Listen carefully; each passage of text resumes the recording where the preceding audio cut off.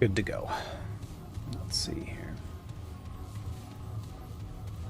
Welcome all to the Sunday MBTI stream for all of those currently watching, which is, as far as I know, is no one yet. So usually I get a hello from PenCap as the first.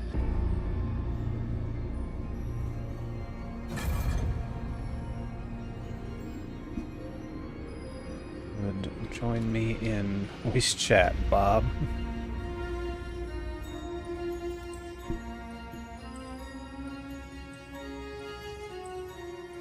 Oh, Bob.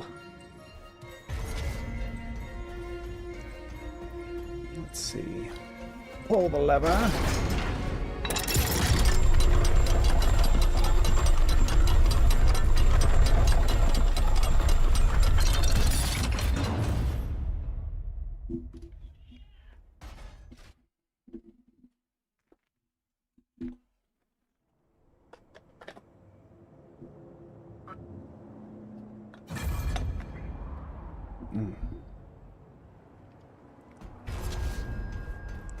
Let's see. We were tasked with destroying the evil king.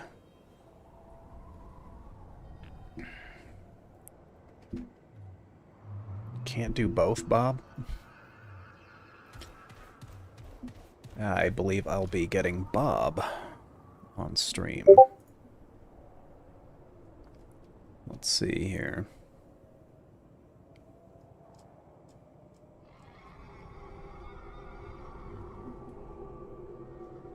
Thank you, Abigail, for the announcement portion of it, as I tend to forget. And sending a link. That was great, thank you. Yes.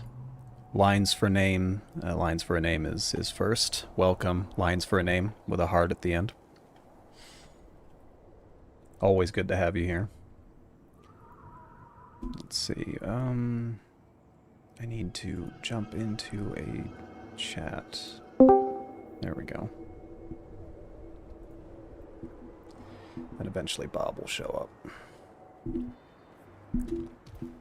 And today's Sunday stream for MBTI.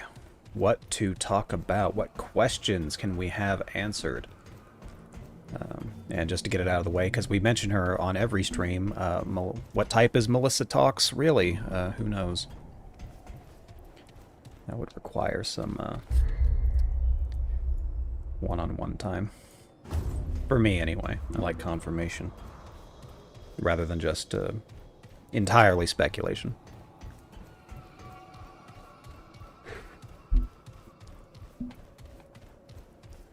Best types. Cool. That goes nowhere, that goes nowhere. There's a lot of places that go nowhere, apparently. Oh, no, there's an elevator there. That goes to... No, that's somewhere else. Oh... May I know if you're still going to do the MBTI classes? As far as I know, they haven't been canceled yet. You have to talk to my assistant on that one. One of my assistants, at the very least. Ven. It was actually Ven's idea to do an MBTI class. So... I was like, yeah, sure.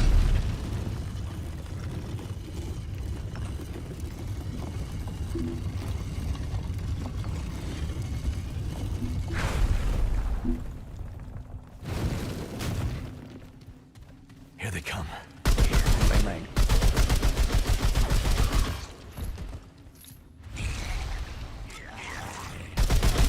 Those MBTI classes. Well, I guess there would just be general informational classes here. You're welcome. I enjoy talking about MBTI most of the time. But like any other subject for an ENTP, even MBTI would get tiresome to talk about every day. Hello, Krusty King. stream. Playing Remnant 2, by the way. It was gifted to me yesterday for my birthday. And so I figured I'd give it a shot.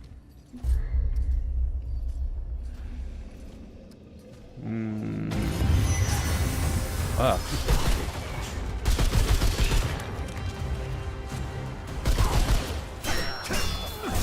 How dare you get that close to me?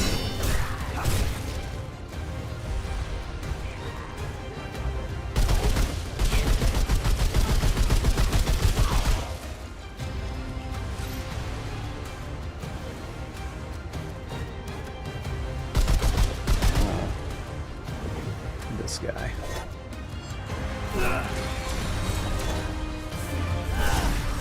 You can still hit him while he's in that gaseous form. Or do you find ISTPs kind of attractive? Well, so if you are a woman that is attracted to men, I can imagine that you would find ISTPs to be, or like a stereotypical ISTP to be, at least relatively attractive. That makes sense to me. ISTP females, I've only met the two, and yeah, they're usually fine to talk to. That's fine personalities. I enjoy the competitiveness that they tend to have. You don't often see that from women, so certainly different. Very least. I just forgot about that. Happy birthday! Yes, thank you, Moon Globe. My birthday isn't. And it's not for a couple more days, so thank you though. The game audio is a bit loud. Let me fix that. Can't pause apparently. Let me turn down that audio here. As a matter of fact, I think I can just drop it down to there or something. I think that'll be fine. I can adjust it from the OBS program.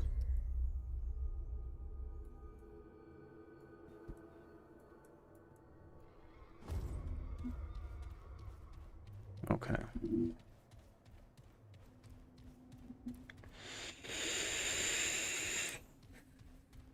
As for ISTPs being attractive, yeah, they're it's the stereotypical man personality. They're more on the loner side of things, and they just prefer to work with objects rather than people, and maybe a little bit awkward at times until they get a little bit older.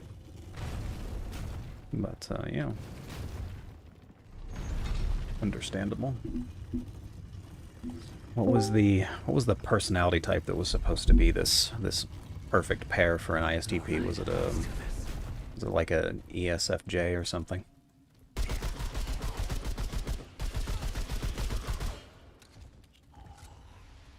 Let's see. Was that Bob that joined? It was me. It was Bob. Hi, Bob. What were you asking about the ESFJ? Someone was asking me whether or not ISTPs are kind of attractive, and I was talking about how I think what they would talk about as the perfect pair for a ISTP would be like an ESFJ or something. Oh, why is that? That I don't actually know why they came up with that. Like that was just something that floated around the internet.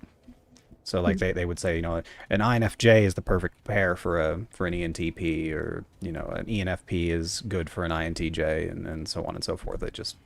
They changed the perceiving functions, and then kept the decision making functions, and decided that okay, well that was a perfect match for them. How does that, speaking of ESFJs, how does that introverted thinking, being in for the inferior function, how does that kind of look in them? Well, when they're young, they oftentimes will forego really thinking too deeply on a subject, like thinking in a more complicated fashion. They would rather go with, well, what's going to make everyone agreeable here in this situation about what the right answer would be. They're not. They would absolutely prefer to just, keep everything socially compliant rather than think too hard on it. Gotcha. That kind of thing. Obviously, when they get older, that develops a little bit more, but for the most part, they would rather everyone just be having a good time. That makes sense. And keep the logic where it belongs, which I guess is anywhere else.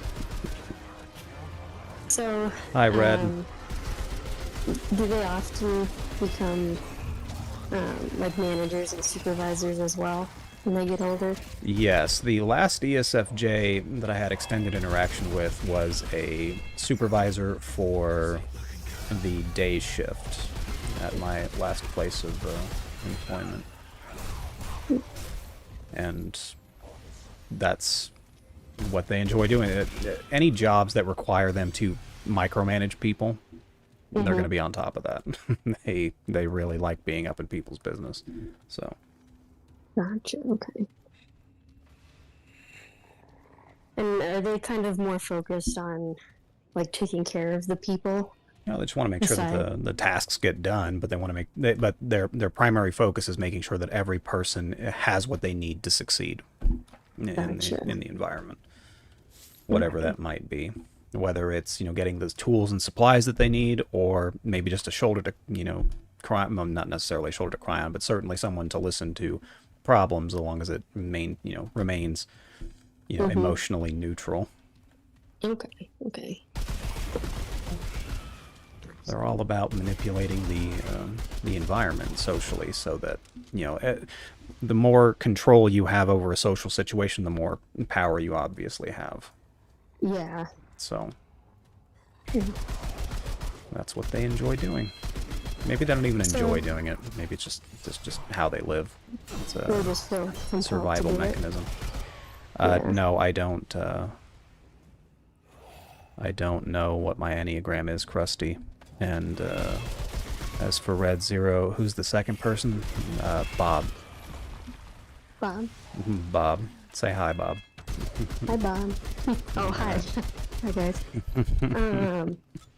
So, let me think of how... I had a question about, I guess, the types when they're healthy versus, like, insecure, maybe? Because I imagine that they would kind of present a little differently, right? Do they present differently? I would, yeah, obviously they're going to be a little bit different.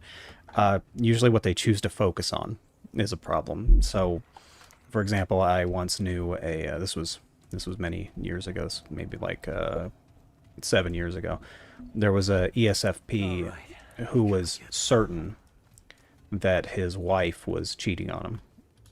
She was, but he didn't know that. I knew that, but he didn't know that, and he would not let it go. Trying to, he wanted to be right, and he wanted someone to admit something at some point, but that it never happened. But he wouldn't let it go, and he couldn't rationalize why he believed it. He felt it. Whatever it was, which of course was just him projecting some feelings of being abandoned, or something like that. I assumed that he would have been cheating on her as well, but I have no idea. So when an ESFP is unhealthy, I mean, when they get sad about something, it tends to stick for a period of time. However, most of the time they can get over being depressed or sad about something by engaging in what they usually find fun, which is generally going out and talking at people, at like a bar or the club or whatever. Seeing some friends, doing some drugs, and maybe having relations with someone they just met. Any of those things usually fixes them. So makes sense. Not a big deal, but most of the time ESFPs are not. Understandably, not everyone's always depressed all the time, and so ESFPs are usually okay for the most part, because they they can just move on to the next thing that they feel good about. And keep rolling like that. I assume that virtually all ENTPs are in some manner of unhealthy at all times. So there's something unhealthy about them. The function stack doesn't really help them with that. When you're always living in possibilities and what could be new, what could be interesting, you know, what are people doing, why are they doing it? And then of course, once you've lived long enough, you kind of just think the worst of most people, and so everything that comes out of your mouth can be depressing, understandably, because, well, life's not all that great. And acknowledging that isn't necessarily an illness. Yeah, the more you get to know about people, the more you kind of find out they suck. People suck. That's a big true. So ESFP are just better than ENTP? Better at what? I'm sure each type is better at something than another type, or more proficient at it than another type. ESFPs would be better about just enjoying the moment and living in the moment. ENTPs need all kinds of times to think about things before they do them. Big things, anyway. I mean, if someone were to just pull up right now and say, hey, you want to go to Vegas right now? And I'll be like, yeah, sure. Let me turn off my stream. I don't know who you are. I'm like, yeah, sure, let's go. You got money, right? You know, it's over. But big personal decisions for ENTPs take some time before making those decisions. That's why they're so commitment adverse, because, well, they can see the possibilities that can come from that, you know, huge life-altering decision. So they need time to weigh out the options. Yeah, thinking about things that can happen that other people might not be thinking about. There's a lot of that.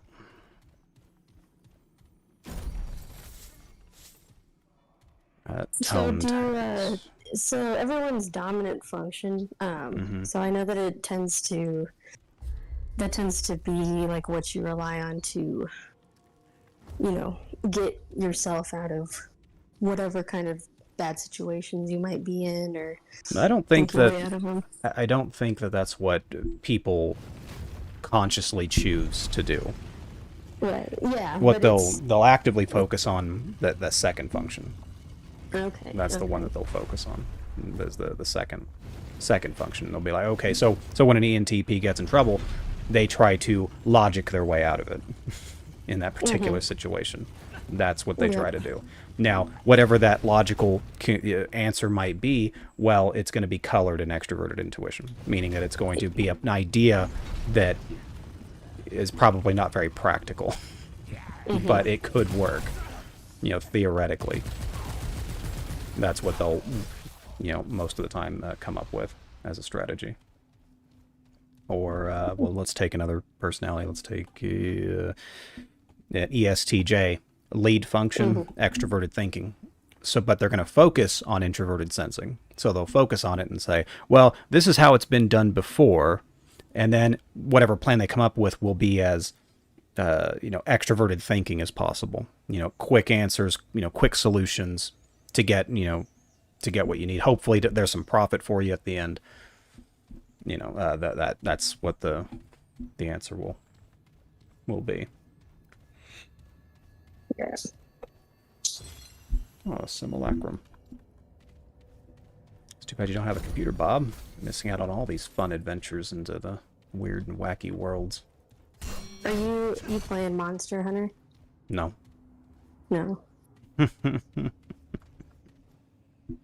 No, I was gifted Remnant 2 yesterday. So that's where you play a modern day character who has to jump through, or well, not jump through, but I mean, there's some portals, but you go to different realities to stop this multi-dimensional, like multiverse threat called the Root. And so I'm currently running through something like maybe a high Gothic area where it's run by like vampire elves. Hmm. Not sure how else to describe them. What was the vampire game you were playing again? I was playing Vampire the Masquerade the other The night. Masquerade. Yeah. Did you guys end up finishing that? No. I think still on like what you might consider like Act 1, or maybe the transition into Act 2. Gotcha. Let's see. Joseph E asks, "Who's in your voice chat?" It's Bob. It's me. Is that Bags? Make sure to Bags? Joseph E. I think that's Bags. Wait. Let's see. Remember to harass Bob as much as possible on the Discord. Where's my... There you are. There's a fly on my monitor.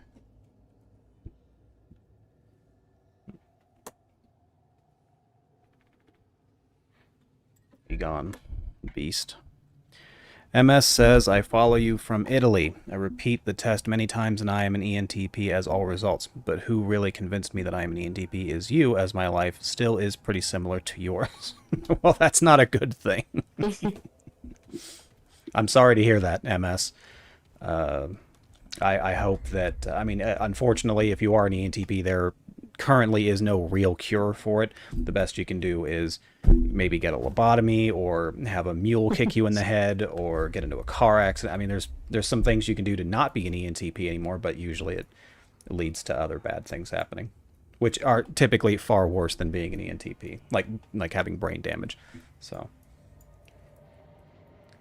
all right, Bob, what's the next question you have on your mind? Got a million of them. Let me think. Well, I was asking about ESFJs because I work with one who's a supervisor, Mm-hmm. and I am almost, well, I'm not 100% sure he is an ESFJ, but I know that he's got extroverted feeling very high up in his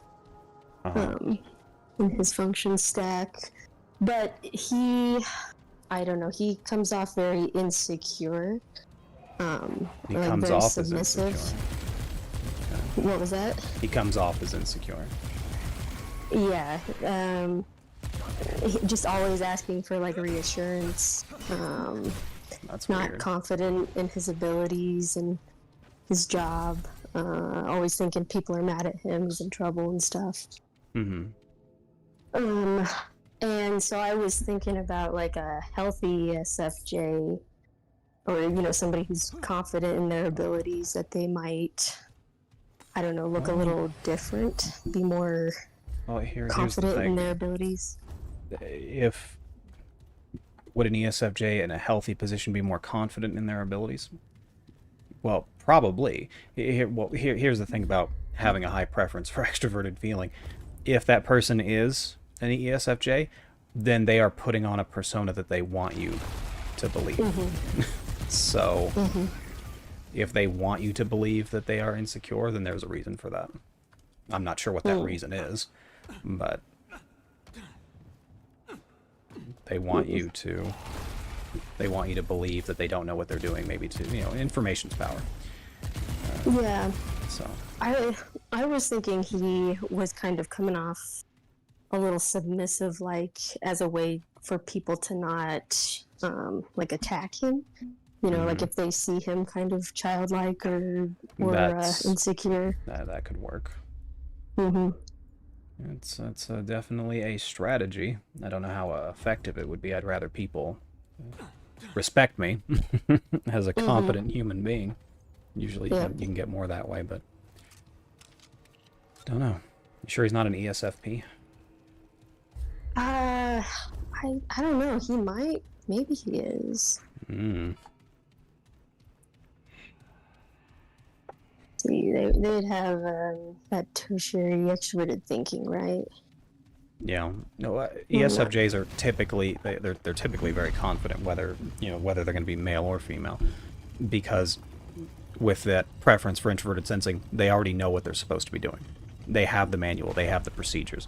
Couple that with extroverted feeling, which means they spent most of their life dealing with people and diffusing situations, they should be very, competent at, like an HR job, for example. Very good at it.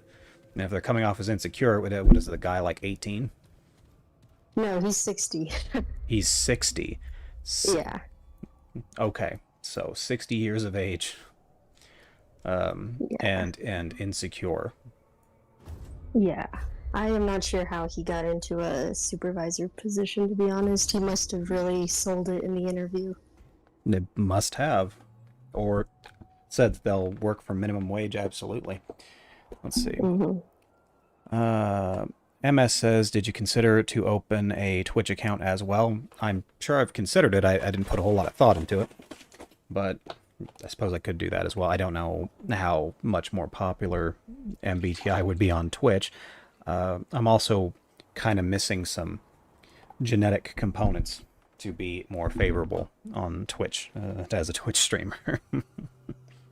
Ask Bob. Maybe Bob would be more interested. Interested in what? Being a Twitch streamer. Being a Twitch streamer. I think it'd be better for you than for me. Let's see. MS also hates ENTJs. There's a high likelihood, the MS, that you've never actually met an ENTJ. So keep that in mind.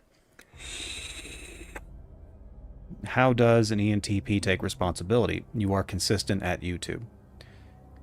I am not consistent about YouTube. Like, I was supposed to do YouTube stuff yesterday, and instead some family things came about, and I ended up not doing that. My consistency, you can rely on me to do things when I want to do them. That is how I am consistent. But adhering to a strict schedule and a routine, that is difficult for me to pull off. And so far, I haven't pulled off whatsoever. So that is not what ENTPs do. They are not schedule people. The game crashed. No. If you join the Discord, then you guys can see his inconsistency in real time. You can hear my inconsistency in real time. We're also supposed to be doing like a video chat party at some point. We can see about doing that today. My brother is off at a party, birthday party. So my power level is 14 apparently. So I've got time today. Don't know what we'll be doing on video chat, but for some reason the game is crashing. Weird. Why do we think it's crashing, Bob? Your game's crashing? Is it because of your crappy computer? Could be. Although more likely it has something to do with the game itself.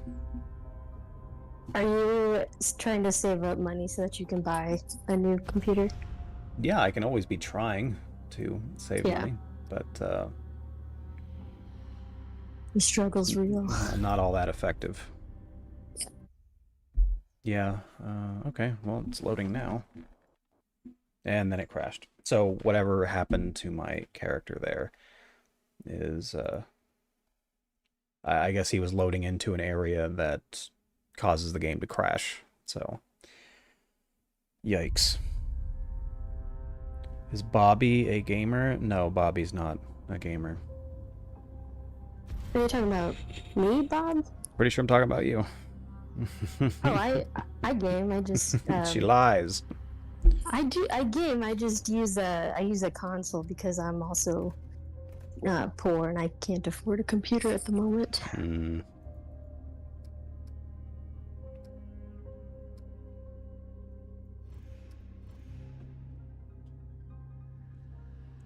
So, extroverted feeling.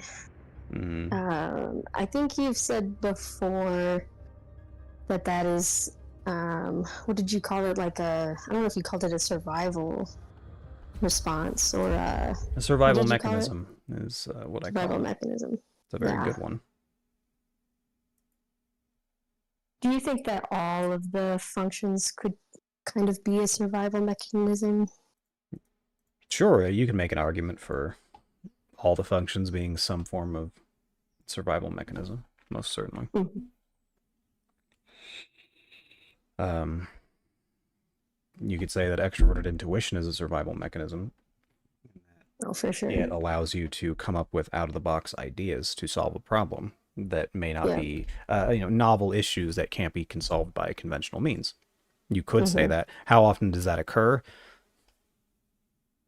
Comparatively to, let's say making sure that people like you so that you're a part of a coherent, society.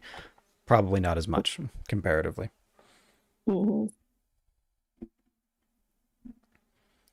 I work in a financial startup as a head of distribution. My secret is to hire ISFJs, ENTPs, and ISFJ, in my honest opinion, can really make a complete sales team. That's, that's good. If it works for you, then that's great. I mean, I wouldn't, when it comes to, distribution and managers and supervisors, things like that, yeah, I would totally go with ISFJs to be supervisors.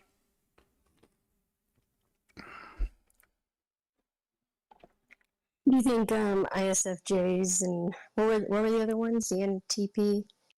Yeah, that's what I ones read working there. Do you think that they would make a good sales team? They can, as long as it's the ENTP trying to sell the product. Now here's the problems that ENTPs are going to get bored very quickly. So once they've got it, figured out, which could take, let's say best case scenario, it takes them as long as a month to get it down. Well, after that, they start getting bored and they start looking for other work. So I probably wouldn't go with an ENTP for that kind of business. I would go with an ESTP that was paid really well. Yeah. I'd rather go with that. Let's see. Main difference between an ESTP and an ENTP. Well, one has a strong lead preference for extroverted intuition, and the other one has a strong lead preference for extroverted sensing.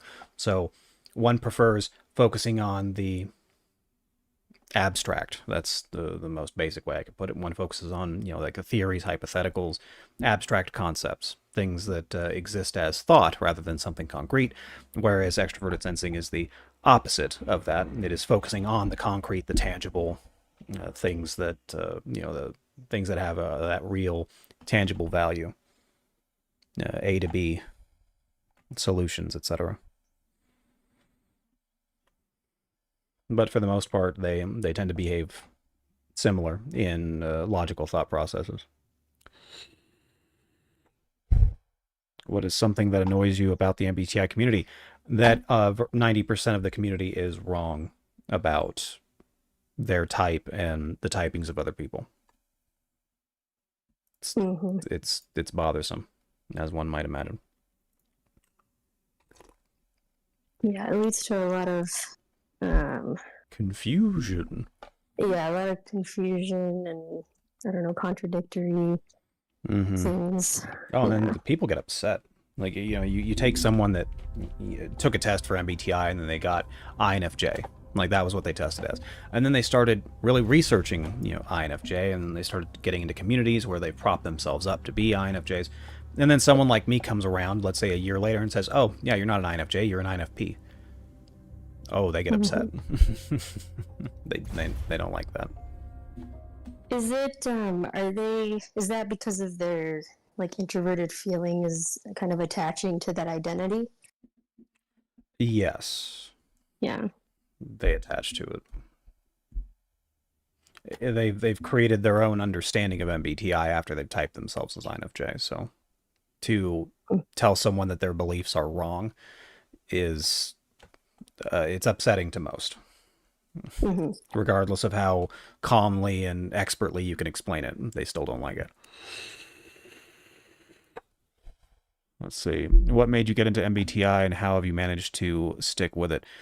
I took a test once. I got an ENTP result, and so I decided to look up a description for ENTP about, this whole new typology system that I was learning, and I found that it was too eerily coincidental. They were... the description was talking about things that I don't share with anyone. And yet somehow this description had me pegged. And I was like, well, it's got to be more than coincidence. So then I took it from there, eventually stumbling onto the actual MBTI website, learning the definitions, and then applying those definitions in real life to see if there was congruency in what they claimed and what reality was. And it also helped that the cognitive functions, by definition, were also behaviors that I had seen in people in real life over the past, at the time, 25 years. So I believed it was all too coincidental to not have some truth in it. And so I decided to get into it, research it, do my own experiments, conduct my own interviews, talk to people, cross-reference data that I had already come across, and now we're here 10 years later. And now people are just jumbles of letters rather than people. Aura says they've gotten almost all types once in a test. Well, that's unfortunate. INFJ is supposed to be the most rare type, and yet they have the biggest subreddit and community. Make that make sense. Yeah, it's not going to make sense. And I mentioned this in a video once, that it's very strange that no one pointed out that there are apparently INFJs just everywhere when they're supposed to be the rarest personality. No one bothers questioning it. I remember reading about that too, about the INFJs. And I thought I read somewhere before too that the INFP was also supposed to be rare. And the INTJs, but then like under like every video or some kind of post or whatever, it was just littered with those three types. And someone said that it's because like they're online all the time, so they're like, so that's the one that's going to represent the most online because they're the ones interested in it and online. Well, it appears that I'm going to have to go about fixing Remnant eventually at some point because it's broken. That's okay. I have other games to keep me entertained. You ever played Imperium, Bob? It's a trick question. I know you haven't. No, I have not. It's a trick question. Let's see. What is that game? It's a spaceship sandbox world, like building game. So you build your own spaceship from blocks. Yeah. Matter of fact, let me stream it for you here. There. And then you can see what I've been working on, if I have been working on anything recently, which I don't think I have been. But let's see. Bob, can you share some of your abstract thinking? Share some of my abstract thinking? Now, as long as it's not controversial. You may share your abstract thinking. Oh gosh, I don't know. Is there a specific some random thought that you had recently that exists as more of a wonder, a hypothetical, something theoretical? I know you work with people all the time, so. I had one last night where I went to an internal thought rant in my head, but now I can't remember what it was about. I want to say... Well, let's talk about philosophy then. Let's talk about philosophy, Let's talk about something philosophical. Is it right to take money from taxpayers to pay for the 10% that are too dumb to work? Yeah, you want me to discuss that, or you asking? Yeah, just quickly. What do you think it's right, wrong, or something? I mean, I just don't think it's. I don't think it's that black and white. I think it depends on a lot of things. Tell us about those things.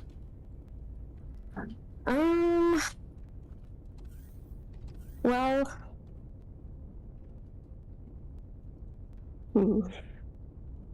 I mean, even people that have like Down syndrome, right? Like they can get jobs at Goodwill, you know. Should I stop? Is this why you didn't want me on the stream to begin with? Yeah, I know. Like anything that we talk about is going to branch into the controversial, no matter what. Nowadays, how about Joe Biden? What do you think of Joe Biden? Joe Biden. We try not to speak ill of the dead, but it's just.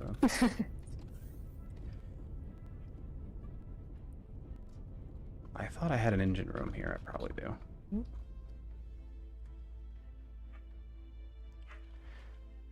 Let's see. What do you think about the tax taking that money? I don't know. I still think about it. I think about it regularly. I think, well, what can you do?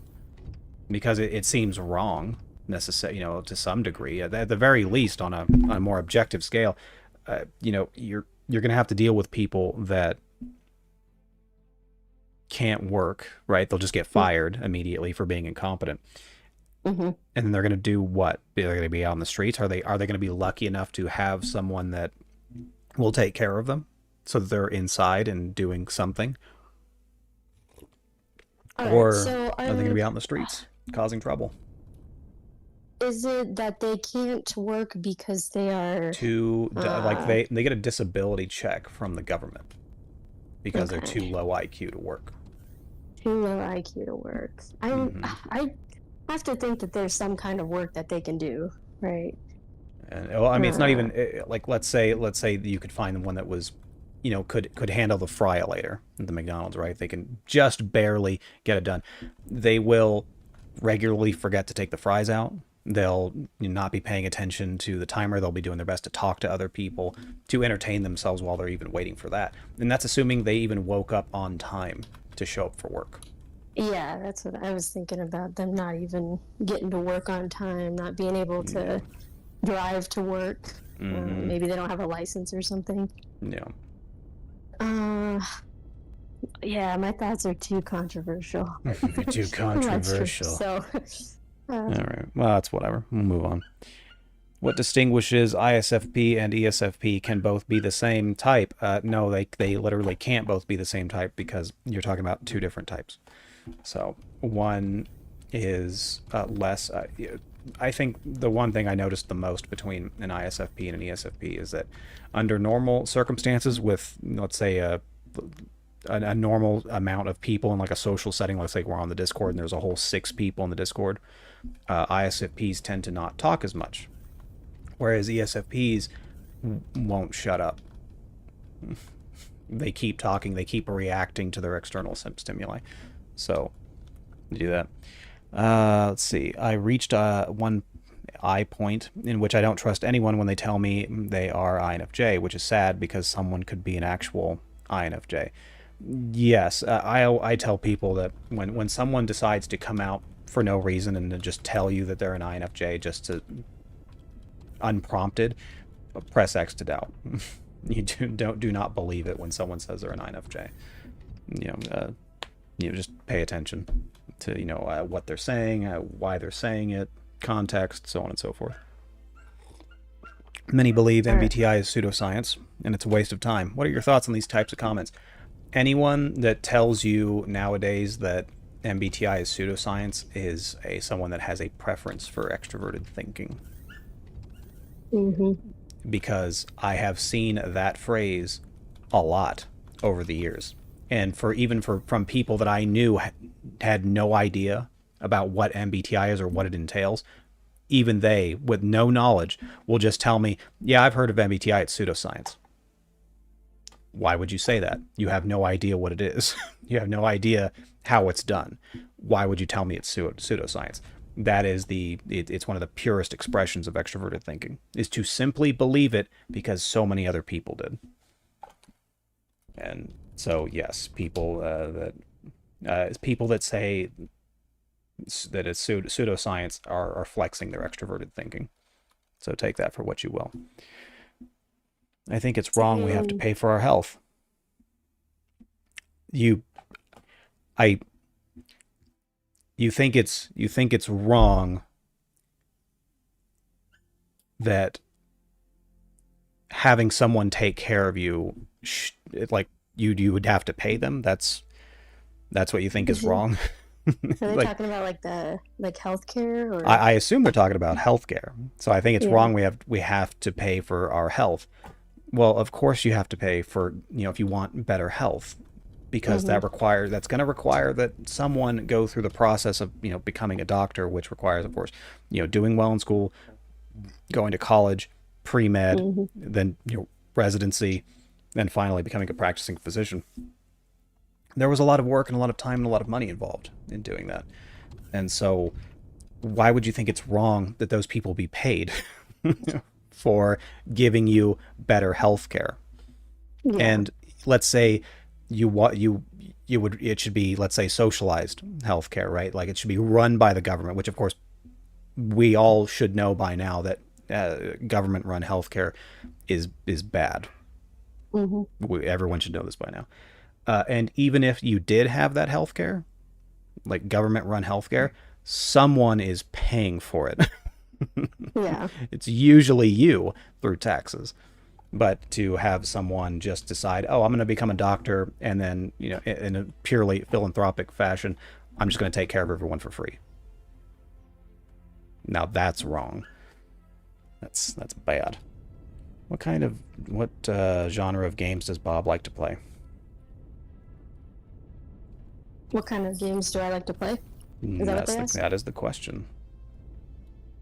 I. I mean, I do like a lot of first-person shooter games.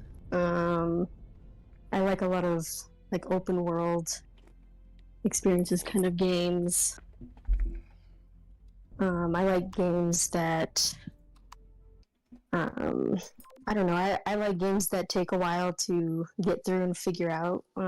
There's different like paths you can go down so that every time you play the game. Every time you play the game, I mean, eventually you're gonna get to a point where you've done every single kind of path that you can take, but it allows you to explore for a lot longer of a time. Makes sense to me. Let's see. Switch to my condenser here. Anyway. All right, I have a question. Oh, good. Do you think that all people deserve respect? No. No one just deserves respect. Respect is earned. You are not entitled to respect. You get respect by earning it.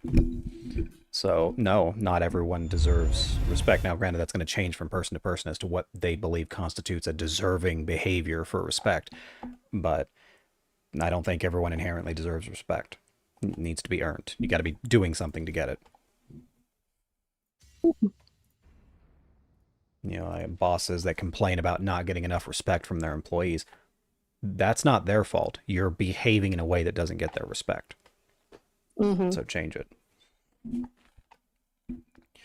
By that logic, something like astrology, which is also considered pseudoscience, can be argued. I wouldn't even say that astrology was a pseudoscience.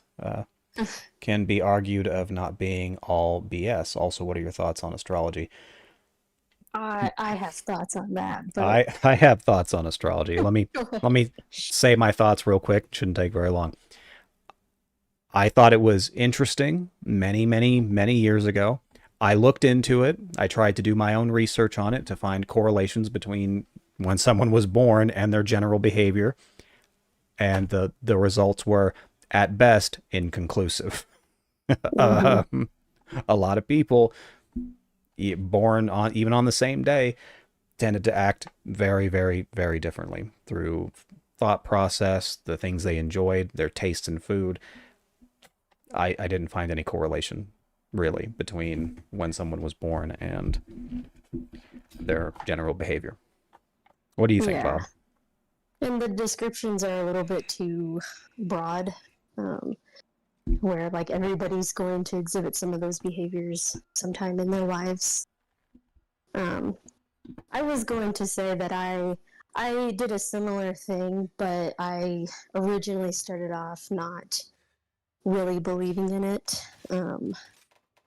The only reason that I looked into it is because my family is full of girls and they are into it. And so if I, wanted to be a part of the conversations, then I had to learn a little bit about it so I could talk with them. But I also got a little curious about it, and there does seem to be some evidence that at the time, like the season that you're born, has some influence on some of your behavioral traits, but it's only like, I don't know, like your susceptibility to become depressed or anxious, which that has to do with like the sun, like if you're born during the summertime, then your mom and you are getting a lot more sunlight, which can influence that. Yeah. Whereas people born more in like the fall winterish times, they aren't getting as much of that. But that is the only thing that I found with that. So there you go. What type is Bob? what type is Bob? It's up to you. I don't make people. Urchin typed me as a ENTP, and now I'm just trying to understand the functions a little bit more so that I can start to type other people. There's that. And let's see, can ENTPs be blabbermouths, aka talk a lot and won't shut up? They can, especially under the influence of the right, drugs and or medication. Most certainly they can be. Normally, ENTPs are going to be more interested in what you have to say than what they want to talk about, because they spend most of their days thinking about those subjects that they would normally be interested in. And oftentimes when they're deciding to talk to someone else, it's because they want a different perspective. They don't want their own perspective. They certainly don't necessarily, they're not going to enjoy just talking about themselves. They're not as interested. However, if there's a ENTP on some kind of drug and or prescription that might make them behave differently, I can see that happening. But no, that's not going to be a default. Are you talking about like amphetamines? I didn't want to go that far, but yeah. Oh. I was trying to strategically use, the right words here. Oh. So, thank you, Bob. Let's see. What do we got? What are Bob's signs? Bob, I don't know your signs. My signs? Are you talking about? I think they meant astrology? astrology. I assume. I don't. Well, my sun sign is Aries, so I was born in March. At the end of March. Did you want all of them? Because as I said, I've done... Oh God, no. Please. I've looked into it, so... Anyways, sometimes I go to Google Maps and search for cities I used to live, and I image how to improve the transportation network. Is that extroverted intuition? That certainly sounds like a flex of extroverted intuition. You're taking an issue and conceptualizing it and trying to come up with a solution for it. So, possibilities in the outside world, perspectives, concepts, theories, hypotheticals. That is something that an ENTP prefers to do. They spend much of their brain power on. It's not going to make you any money by just sitting there thinking about it, but, it's something to think about. That kind of a thing. How do female and male ENTP act? What are the differences in behaviors?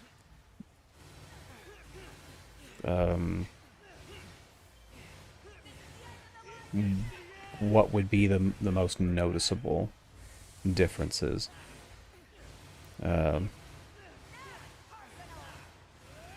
No idea what they would be. They should, for the most part, behave the same when coming across the same issues. They'll want to handle issues in a creative manner. They prefer to spend way too much time on abstract topics, which in turn slows their life down in other areas, usually in many areas. They're both going to be manipulative. It's a negative connotation, but they have a preference for using people to get the things that they need or want. They know how to do it through years of practice. I would imagine that female ENTPs might be, when push comes to shove, they may be more socially manipulative rather than to more frequently just come out and tell people that they're wrong. They'll probably take more moments to just placate someone, finding that they get more of a use out of manipulation rather than just being confrontational. And not by a lot, like some kind of huge margin either. It would be just this slight difference in that a female might prefer more social manipulation to the ENTP female. That would be about it. What type is known to be a blabbermouth without medication? ESFPs. Also, I mean, the ones that don't stop talking on the regular, regardless of the social setting, the ESFPs. They talk a lot because they're looking for that that external, physical stimulation. So they react to their environment. Can ESTP be more psychological than an INFJ or ENTP? What does it mean to be more psychological? Like to have more of an interest in psychology? Bob, what do we think about that? Because I have no idea. I don't know what they mean by being psychological. Psychological. Yeah, the only thing I could think was if they meant like into psychology, or do you mean like, are they more like strategic or like thinking in their heads about things? I don't know exactly what they meant. Me neither. I love this chair so much. Anyway, psychology or manipulative. ESTPs can be fairly manipulative. They usually find solutions to their issues that don't require manipulation of other people. They can usually figure it out in other ways. ENTP would say, okay, I need some money right now. Well, which people have I gotten in good with that I can borrow money from?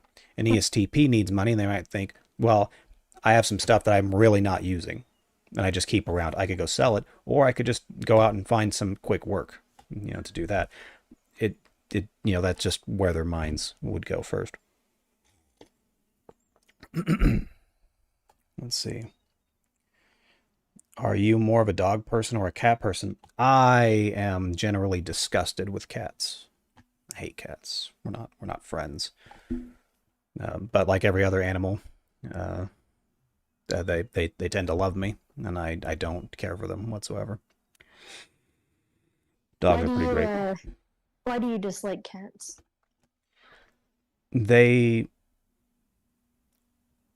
tend to do things that are detrimental to the life of its owner. So cats like to climb up on high places, and then, like, let's say vases or fine china that you might have on decoration. They like to play with those things, push them off, break stuff, bring dead animals into the house. Now, of course, dogs do that too, but not nearly to the same degree in which I have seen cats do it. So there's that. What if it's an indoor cat? Then they just they break stuff constantly. Always breaking things. Most of my interactions with cats end in something negative, like having them around. They don't really do anything. Some people say, oh, well, they kill the mice or the rats, and I'm like, how many times I could probably count on maybe 2 hands the number of times I actually saw a cat take time out of its life to go catch rats.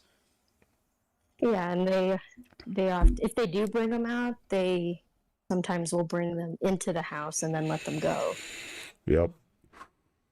So for the most part, they don't do anything. They're completely disloyal. If you're feeding them dry cat food, but then they wander outside and find that the neighbor will give them wet cat food, they're gone. Like they're going to go spend time with the neighbor. They care about themselves 100%, which is not an unreasonable position. It's just there's no loyalty there. So no loyalty, have very little function as a pet. They demand your attention when they want it. So if they want to be pet, they'll get up in your face. They'll claw you in the middle of the night. They'll do whatever. I mean, they're just bad animals overall. It's just a bad animal. Sounds like you've had some negative experiences. I have almost always had negative experiences with cats, and I've certainly never had a cat try to defend me from a wild animal. Like, they're not going to do that either. But you've seen the videos before that of them doing that, right? Yeah, I've also seen cats get eaten by dogs. Yeah. So yeah. I've seen a lot of that. Cats are just more or less just useless on a more practical level, which generally I don't really care about. I understand the value of having a pet is beyond its practical use, but a cat that really acts like a jackass, an inconsiderate creature that lives in your house, that just why would you want that? In my country, we are filled with cats, and we keep them around to chase the rats, and yet I haven't seen a cat eating a rat. That'll happen, but that kind of almost I want to say that gives evidence to my point. You have a whole bunch of cats, you still have a rat problem. Right? So something's not working right here. So do you think that the rat problem still exists because people are feeding them other food? Yeah, I would like think if that. They didn't, yeah. I would think that if people were not as considerate to the needs of the cat, then they would be more likely to go find food elsewhere. But and some people have toxoplasmosis, and they end up irrationally loving cats for no reason. I think that mostly happens in people with cancer and HIV, right? Yeah, anyone who's immunocompromised can catch it. What type of vapes do you like? I just like whatever vapes give me nicotine. So those are ones I appreciate. Not too picky about it, generally speaking. What about you, Bob? Bob doesn't vape, I don't think. I used to. I used to vape. I used to smoke. Now I'm addicted to those stupid little nicotine lozenges. You're addicted to nicotine lozenges. That's new. Don't come after me. Don't at me. Well, it takes all kinds, as they say. Addicted to nicotine lozenges. Never heard of that in my life. Well, okay, because I stopped smoking and switched to the vape because of health reasons. And then I switched to the lozenges instead of the vape just to because then I started thinking, well, it's probably not good to inhale really anything into your lungs that's not oxygen. Yeah, definitely not. So then I started taking the lozenges, but then I couldn't seem to find a negative consequence from that, really, except for the money. And so I just can't convince myself to stop. Yeah, it's over. Let's see what else we got here. I do believe there are still some mice because people always feed the cats as if they're hungry 24 hours a day. But cats will always meow for food 24 hours a day. Yep, they're awful, inconsiderate, disrespectful, unappreciative monsters. That's what I think of cats. I've only got room for one inconsiderate creature in my life, and that's me. So just find cats adorable in general. Well, that's why they're still alive. Because some people find them adorable. If no one found them adorable, then we wouldn't have much of a cat issue anywhere. What parts of the world eat cats? I think it's Asian countries, right? I know Asian countries. my grandma used to when she lived in Vietnam. Hmm. Living in Vietnam. Yeah, my grandma's Vietnamese. You're Vietnamese? I am 30% Vietnamese. Oh yes. my goodness. All right. I didn't know that. Okay. Let's see. This person says, one of my managers called and said I have to come back into work now. Well, good luck. Remember, fight the power.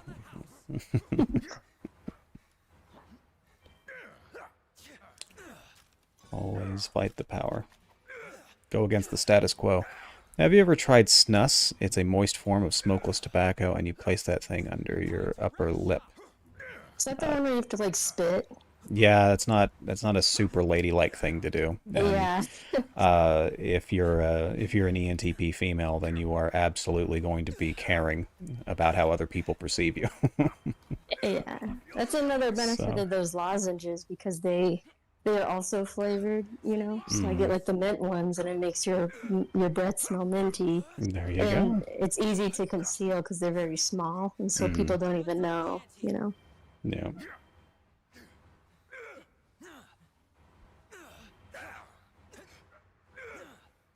Would you say that ENTJs, right, the ones that do exist, are they the type of people that believe, not like maybe like an ENTP who thinks that, you know, laws or you know, the authority figure is dumb, but they like actually believe that they are above like laws and morals and all that? Well, certainly they're going to believe that an ENTJ would believe that laws were created for other people, but they still have to abide by them. Otherwise, bad things happen.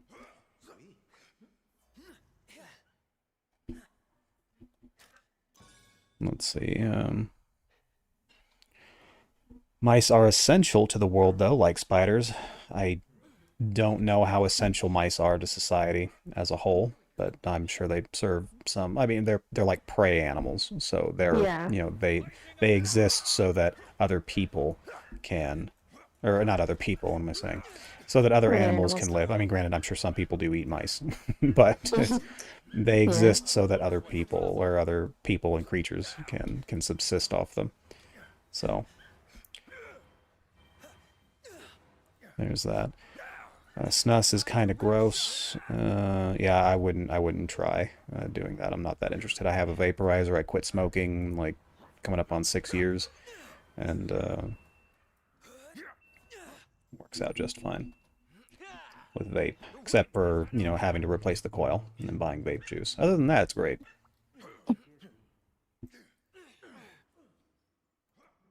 Do you think that ignorance is really bliss? That oftentimes is. When you don't know what your problems are, you tend not to worry. What do you think about it? Ignorance is really bliss. Yes. I think I might be thinking too far ahead, but I'm thinking about how it won't be blissful once it does become a problem that people have to deal with. Whereas, you know, maybe if you were aware of something going on, you could have taken care of it maybe sooner. Yeah. Or found a way around it or something. Can be good, can be bad. Let's see. Oh, I exploded. I guess it also depends too, like if that person cares about the perceptions of, or how other people perceive them, because maybe other people will perceive them as being stupid. That can be bad. Yeah. Most agreed. Let's see. Why do ENTP find sports dumb? I don't find sports dumb. There's a reason that they have sports. Much like there was a reason why Romans had gladiators. People enjoy certain levels of animosity and confrontation, conflicts. People enjoy that, keeps them calm. There's a reason that it exists. I don't think it's stupid. I may not be interested, but I understand why it exists. What do you think, Bob? Are sports stupid? Well, I'm gonna be annoying because everything to me just depends. So it depends. I it, it depends on what you mean by they're just stupid because they also can bring people together, um, give people like a sense of unity, um, and so in that kind of regard, I don't necessarily view it as something stupid. Um, I I enjoy going to sporting events with like friends or family if they're, super excited to go too. But I myself am not gonna sit there and watch it by myself for my own enjoyment. No, I imagine not. Let's see. What else we got here? Why do you think sports can bring some aggressive behavior out of people? Well, it's competition. Testosterone? Yeah. Competition brings aggressiveness out of people. If you want to win, you're going to be more aggressive about winning. So people like winning, as a more recent president liked to talk about. You're gonna win so much.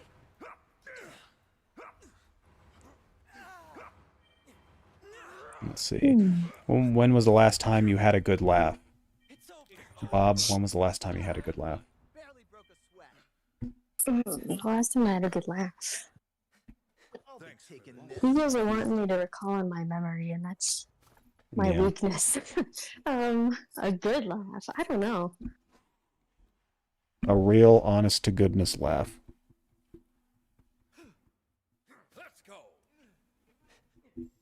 Been too long for me.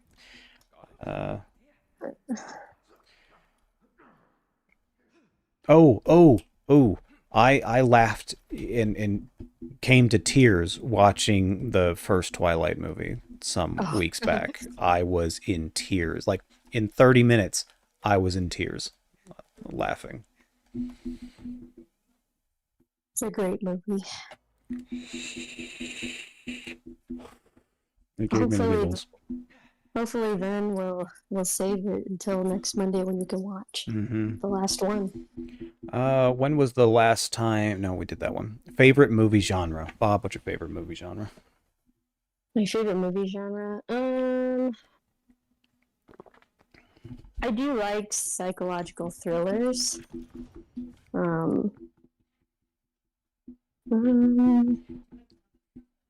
I don't know. I like ones where there's some kind of mystery to it and like something bizarre is going on.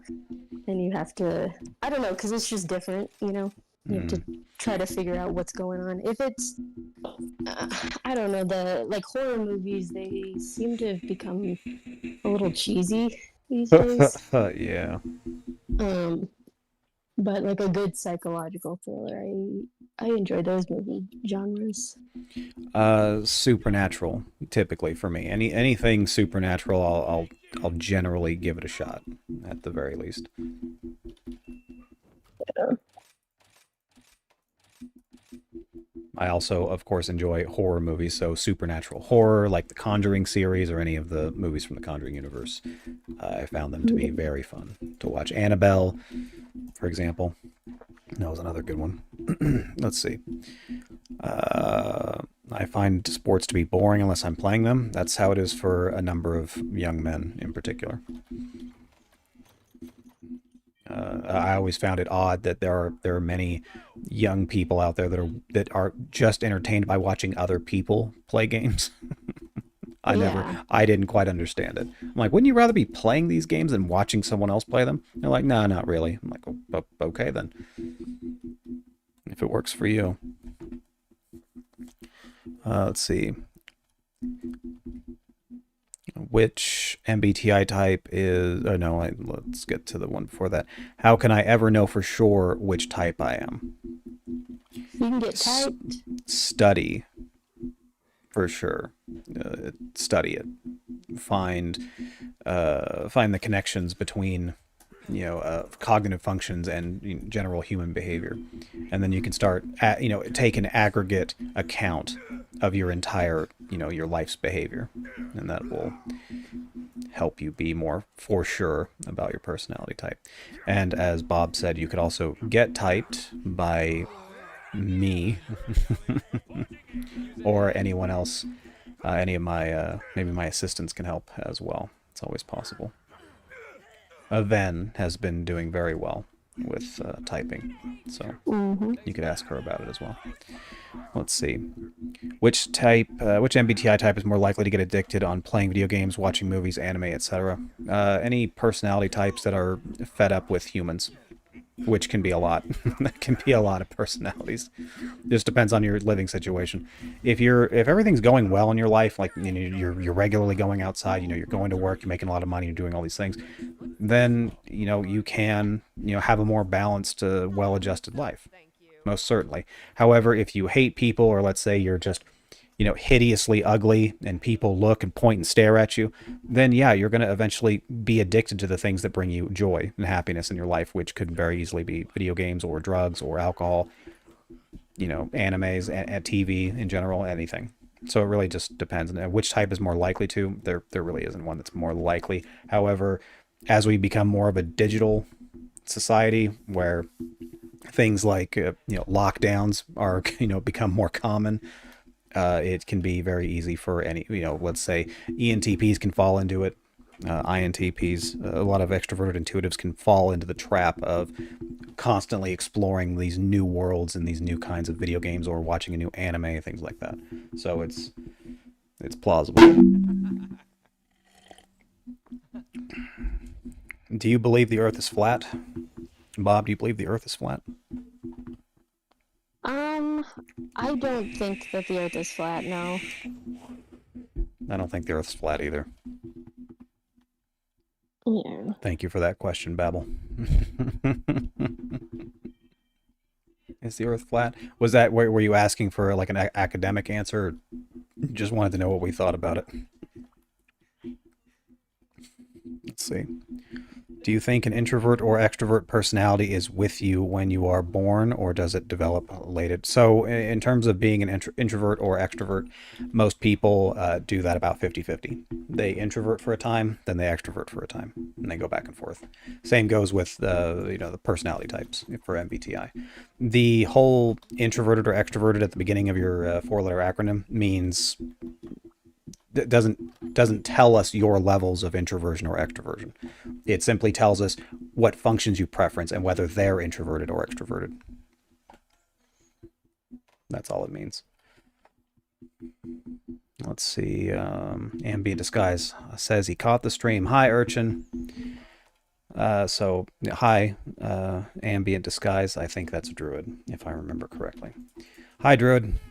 And this is Bob. Bob's joining me today for the stream, Sunday stream. You can play video games and stream at the same and be on the stream at the same time. Are you talking to? I forgot to mention that to you. To me, yeah. Just figured you had the ability to do that. Let's see. I was just joking about the wart joke. Just wanted to see how you would answer a wart joke. Wart joke? I don't recall answering a wart joke. Or was it just the Earth is flat thing? Maybe that's what they're talking about. Let's see. More questions.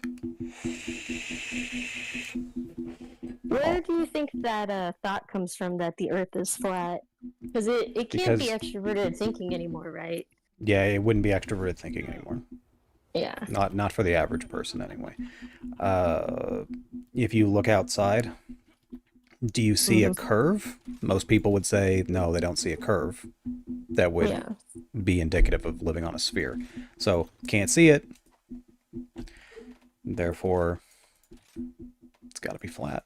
I imagine that's why most people thought the world was, that the world was flat, thousands of years ago. They didn't comprehend that they lived on a ball of dirt floating around in space. Mm-hmm. Let's see. One of the few things TI and TE can agree on, the Earth is not flat. Well, not everyone agrees that the Earth is flat, or that the Earth is round, either one. Not everyone agrees.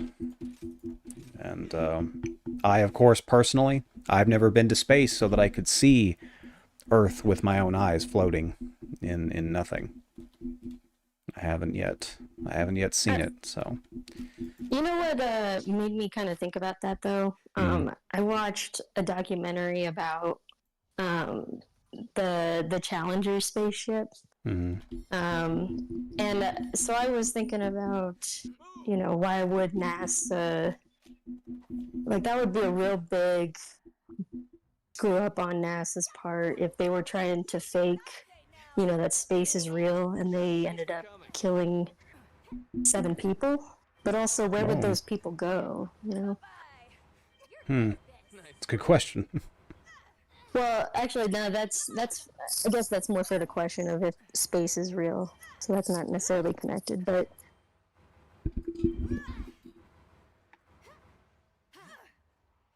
Let's see. Who is smacking a flask in the background? It might have been me. The cord gets in the way sometimes, and then if I'm bouncing my leg up and down or something, it can make a weird sound. Let's see. How did you find the MBTI space, Bob? Druid wants to know. I was watching some videos on YouTube, and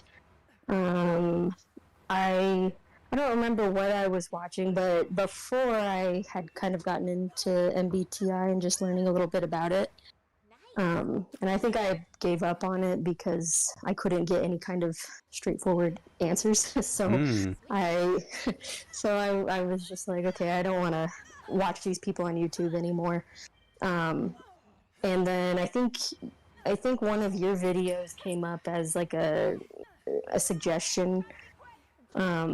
And then I watched it and it was funny, and so I checked it out, and then it sounded like you had actually done some thinking about it. And I think you also, and I think you also said some stuff about, I think the video I ended up watching, you said something about not, however, all these content creators have their own definitions, and so it's confusing as well. And I thought, okay, this person is thinking like I am, so maybe they, are actually onto something. And so I gave it a shot again. And now Bob's a part of the cult. Yep, now I'm part of the cult. Let's see. And you guys can be part of the cult too. Yeah, just join the Discord and then start sending me 10% of your yearly income. Before taxes. Is your Discord in your YouTube description stuff? I can't remember. It should be. I think it is. Let's see. What do you think about astrophysics as a subject? What comes to mind when you think about it? The study of celestial bodies and how they behave in space. That's what comes to mind.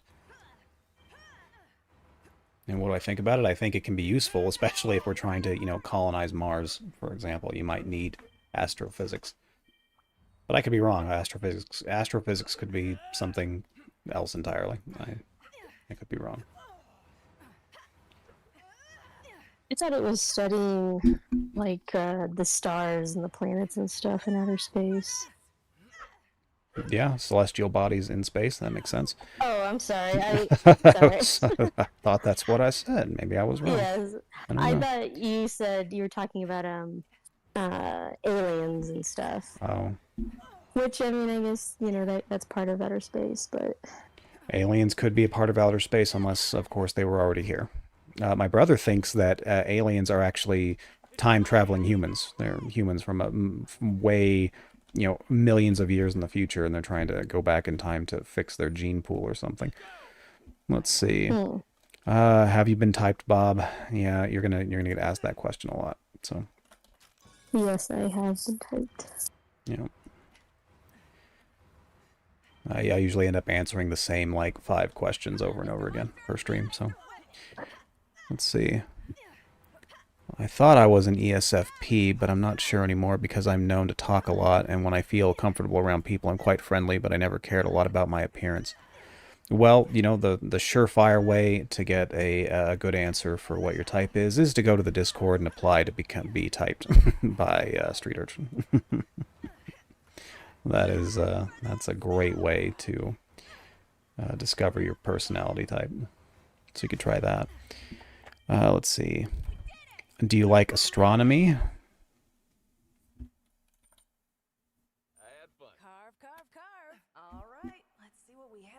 I think it's interesting. I don't spend a whole lot of time on astronomy, though. Any new animes you've started watching? No. How about you, Bob? You watched any new anime? I have not, no.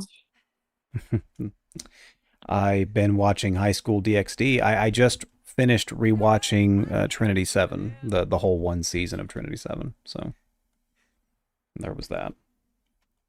It's on my to-do list. It's on her to-do list. Babel, I have an ESFP radar. I can tell you if you are or not. Well, there you go. If you're just looking to find out whether or not you're an ESFP, you can absolutely hit up Ven, and then after about 5 to 10 minutes of conversation, she'll be able to tell you. Probably, maybe. Let's see. What would say then, Ven? Am I? How do you feel it? It's not for us. I joined the Discord from watching one of your videos, and I later made a friend in the VC, which was very nice. I am always glad to hear that people are coming into into the Discord and talking on voice chat and having a good time. So sometimes we get people that just want to come in, troll other people, and cause problems and be an issue. So it's good to hear that the opposite is happening. Let's see. Who said that? That was virtual Kui Joglin. Kui K Joglin. What do you think are the MBTI types of the Baldur's Gate 3 characters? I actually don't know because I don't take them with me in my Baldur's Gate adventures. So I couldn't tell you. But the self-insert character that I use is my personality. So hopefully that helps. Let's see. LOL, Babel, join the Discord and let's voice chat later. Yes, you should absolutely do that. Ven, how come you're in the chat but not in voice chat? What's up with that? Ven.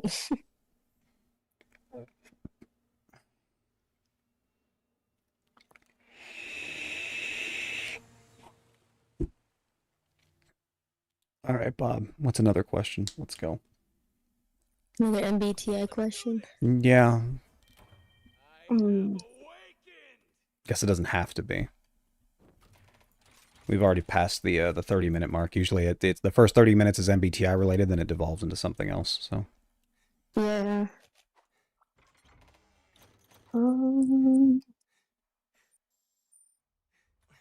So you said that most of the population are sensors. Is that introverted sensors, to be specific? Introverted sensors. Okay, so more introverted sensors and less extroverted sensors, but more than intuitives. Mm-hmm. Okay. No, well, yeah. So there's more introverted sensors than any of the other personality types, and then it's followed by extroverted sensors. Then it's followed by extroverted intuition. So, for the introverted sensors, is that like the dominant, the second, third functions? Like those are the top, or is it like the dominant introverted sensors, and then maybe the You get what I'm saying? But right, well, so when I say introverted sensors, I mean people that have introverted sensing as a preference from in the first or second position. Okay. Just when I say introverted intuitive, I mean first, second position introverted intuition, extroverted intuitives, and then extroverted sensors. Or anytime I do that, it's first, second position is what I'm referring to. Gotcha. That's all. Why do you think intuitives are more rare? I mean, that's certainly more of a genetic issue, I would think, but you don't need that many intuitive types in a society, most certainly. Mm-hmm. And I imagine that there was some evolutionary reason as to why that Yeah. occurs. You just don't need that many. What you do need of is a lot of people that are willing to keep traditions and society going. You Yeah. need a lot of that to make sure that your civilization is, not crumbling beneath your feet. So, So, what if it was mostly like, intuitives and the extroverted feelers? Do you think that like the civilization would still be okay or no? no, well, preferenced extroverted intuition does not care about the day-to-day needs of the body. Yeah. It doesn't care that much. Not nearly enough. So, you're going to have problems if you go that route. Yeah. Let's see. How does introverted sensing show look between an ENFP and an ENTP? Roughly about the same. Very bad, not so great memory, we'll say. It's more subjective than anything, but typically bad memory, a distaste for routines and schedules, and wanting to go against what's normally done just to go against it. It's like a rebellion thing. So, rebellion. So it should look roughly the same between the two. They do not like doing the same thing as other people.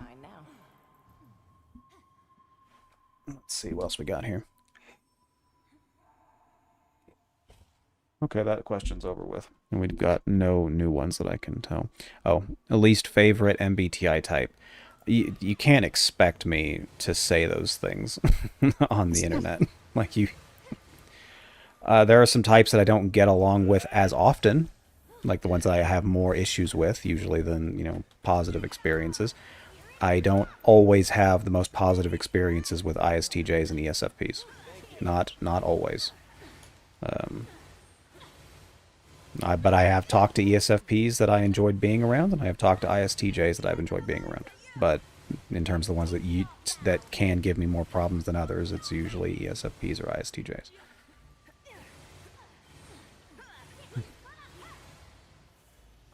What about you, Bob? Do I have a least favorite type? Yeah, it's okay for you to have a least favorite type. It's not okay for me to have one. Um, I don't know if I would want to declare that I have one because everybody's different, and I don't think that I don't think everybody of the same type is going to act exactly the same. Yeah. And then, when we were talking about if they're healthy or insecure or whatever, like I think that could also play a bit of a difference in the types and how they present. I think that there's a function that I sometimes clash with when I'm looking back into my life a bit. And I think it's I think it's a little bit of introverted feeling. I don't think that I don't think there's necessarily anything wrong with them. I think I just have a difficult time talking with them sometimes. Mm-hmm. So those Okay. that tends to be the function that I. And that's perfectly normal and acceptable. Let's see. The MBTI community say that INFJ is the perfect match for ENTP thoughts. I no, I think that's a blanket statement that does not work more often than it does. I will say that because I see that so often, and I don't know if this is because of introverted sensing, but it makes me not want to ever date an Yes, INFJ. that's what happens when you have introverted sensing in the last position. You'll decide to go against it just because everyone said you should. Yeah, That's a very ENTP thing to do for sure. yeah. Just because it could be the best thing for you in the world, but you may not find out about it because you're like, well, no, because everyone else does it. I'd rather do something else. Yeah. Yep. Do you find that to be like a conscious thought though, or It seems very conscious to me.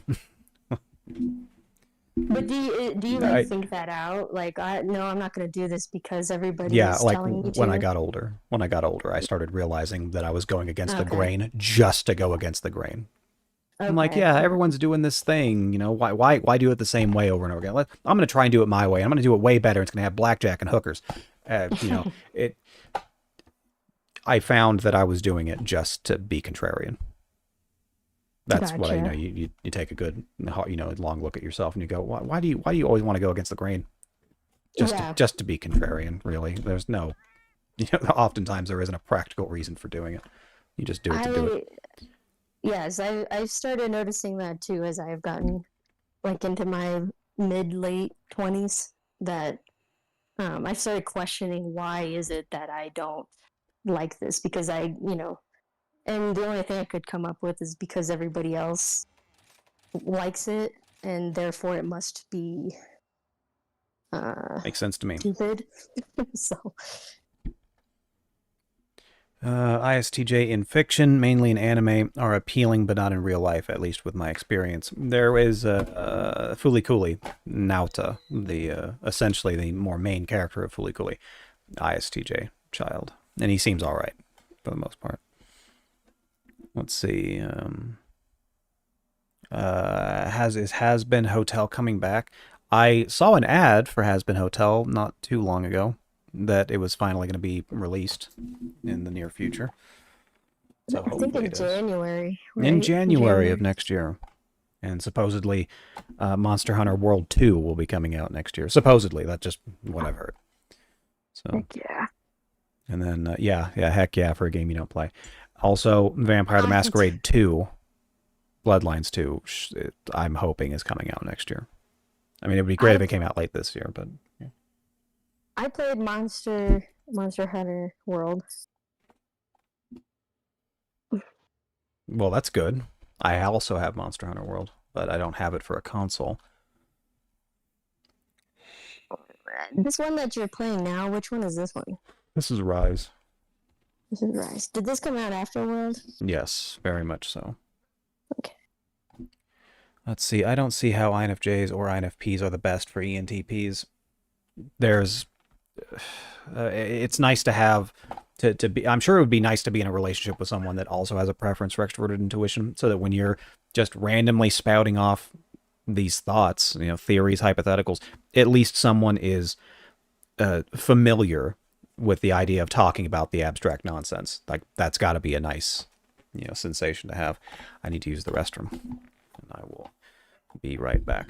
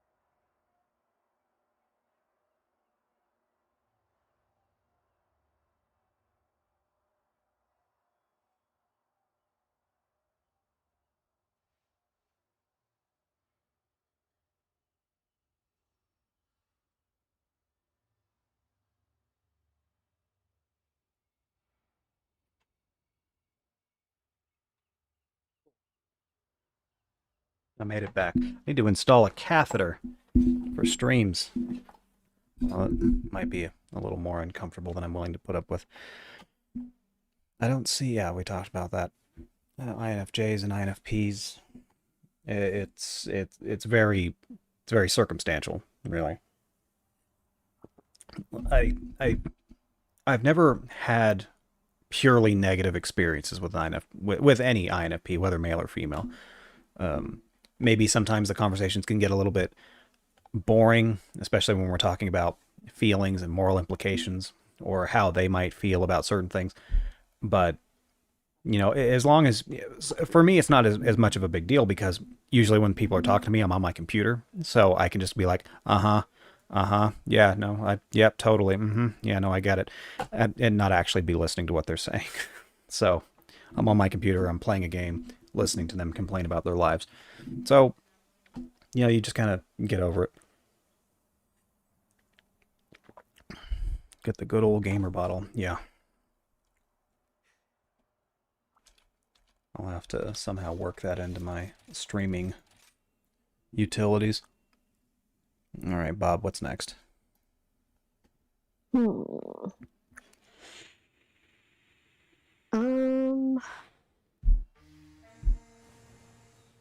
do you think ENFJs are also somewhat rare?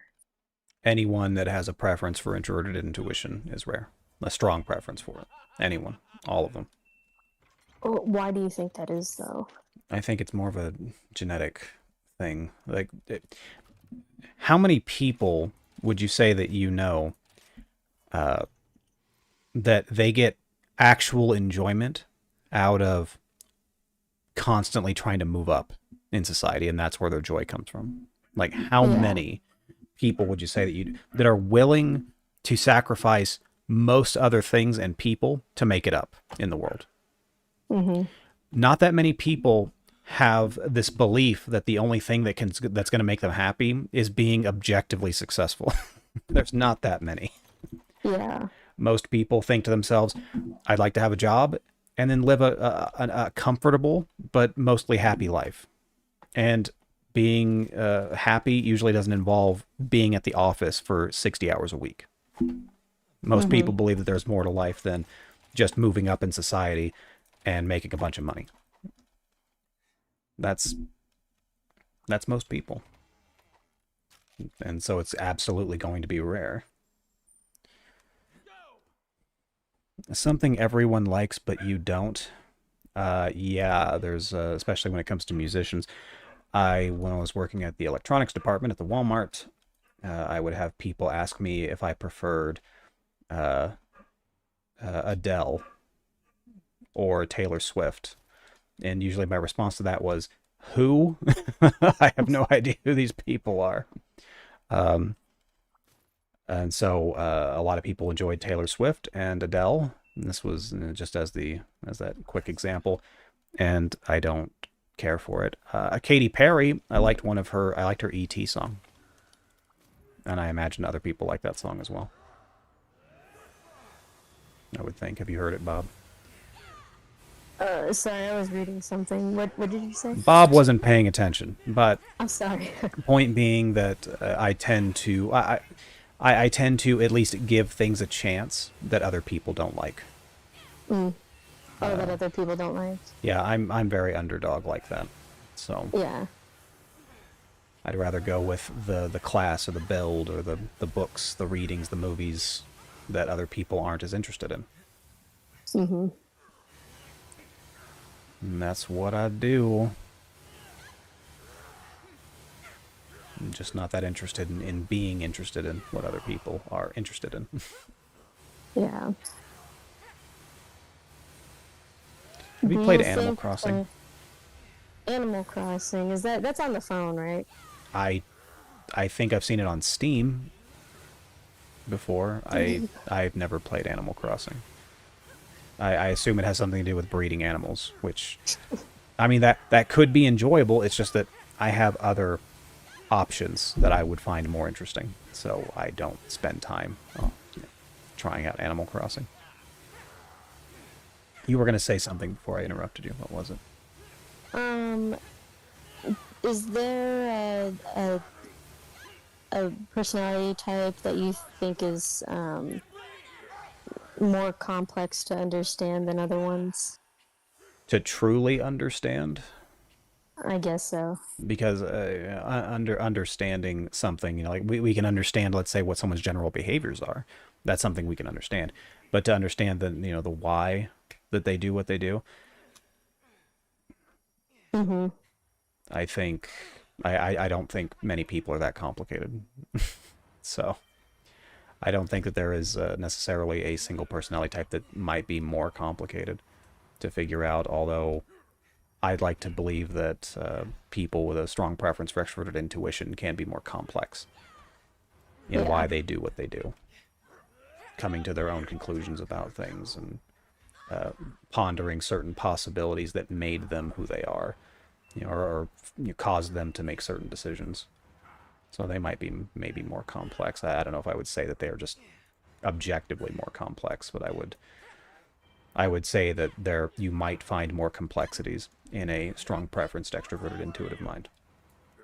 Which I'm not saying is a super good thing either. Sometimes it's not great to be that complex. Sometimes it causes Yeah. more problems. Most of the time it causes more problems, actually. So, there's that. Oh my god, no, it's not about breeding animals, but imagine, that would be a way different game. Well, I don't know what the game is, so... It seemed fine to me. You ever played, what was it, Her New Memory? It's like a girlfriend simulator game. I That's have it. I funny. bought it on Steam for like $2 or something. Were you lonely? Oh yeah, but that was like last year, sometime early last year.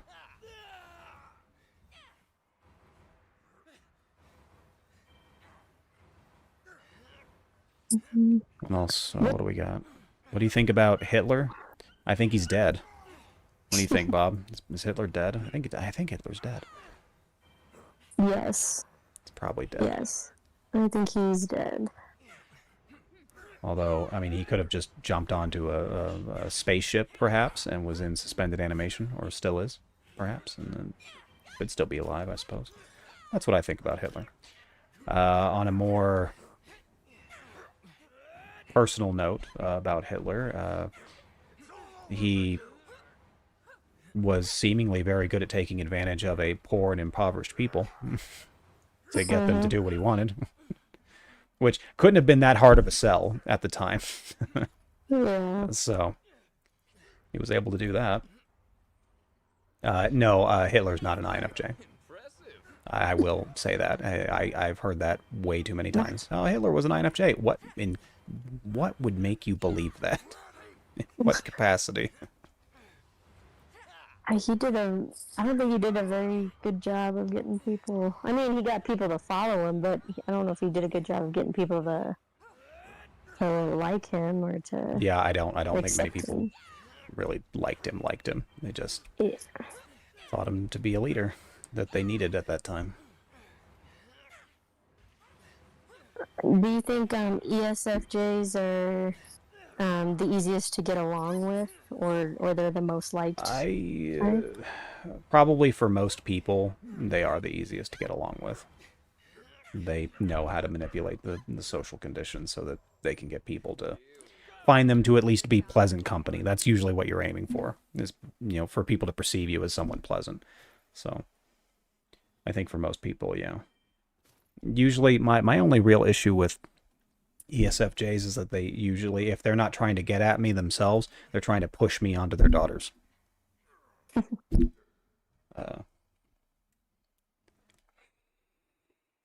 I think Jesus was an INFP. Hot take. I think Jesus was an INFP. Let's see here. The only visual game I played was Doki Doki Literature Club. I'm not familiar with that one either. Okay. Let's see Do what we you got think here. that there's how do I want to phrase this? Do you think there's a way to I guess see your second function? like to spot it within yourself? Your second function, it's probably the function that you most actively use. Matter of fact, I would say that it is the most it's the function you most actively use. You choose to use it. So, do you think people might think that that is their dominant function? I have heard those reports before. Oh yeah, this person does this all the time, therefore they must be this, personality. There's context is very important when answering those kinds of questions. But yes, I have even read at one point someone saying that your that second function is usually the function people know you for. Mm. It depends on how hard of a look you want to give to that person, I suppose. Like if you're really trying to in-depth understand a person, then you may end up finding that their lead function was the one they were using more often. But I would imagine in passing conversation, that's probably what you notice first. Do you think there's a way to spot either in yourself or others, like their third function? Sure. With enough practice and experience. Absolutely. I don't. There's certain. Let's say like we okay. So extroverted feeling in the third position. Well, what do we know that as? Well, that person really tries to be charismatic, and they really attempt to get people to like them. Mm-hmm. That's ESTP or ENTP. So there's that. Like, and that's all they do it for. Now, and then when it comes to actually being there to support other people and to help them in times of crisis or need, that's when they're like, well, I'm sure other people can do that. I'm just here to get the praise from people so that they can think of me as a as pleasant company, and I'm not going to take it any further than that. Yeah. So I mean, yeah, it depends on the function. Could give you some ideas. Do you think it's one that people use, I guess when they kind of get like backed into a corner or something? When people get backed into a corner, do they use their third function? Do you think it can be helpful, or do you think they usually rely on their first two? But that's what people naturally do. When they're stressed out, they go to what's comfortable. Mm-hmm. And so they'll easily revert back to first, second functions.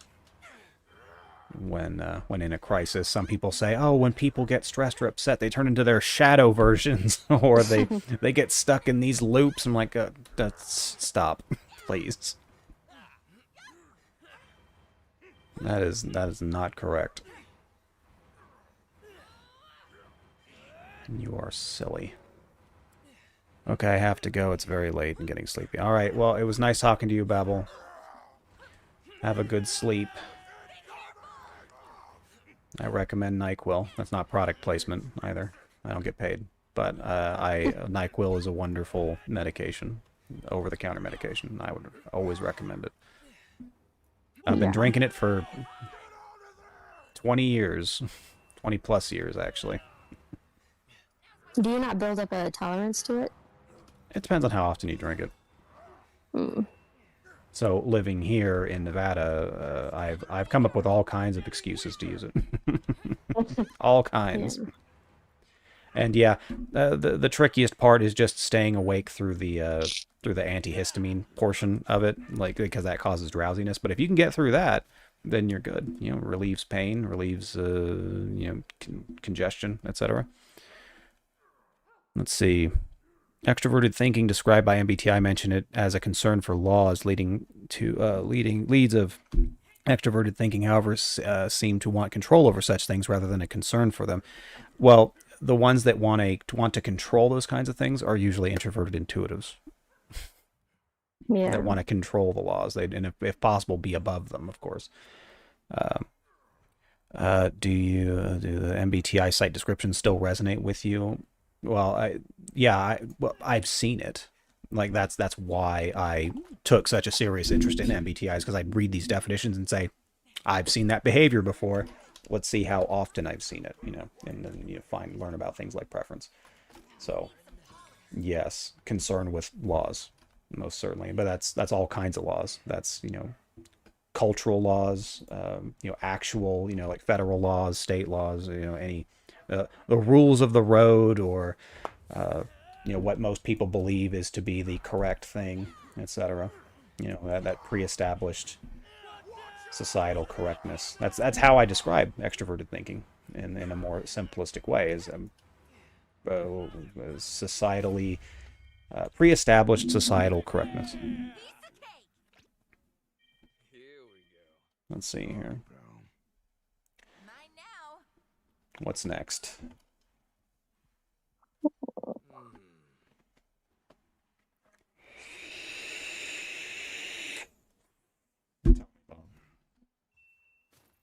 What's next?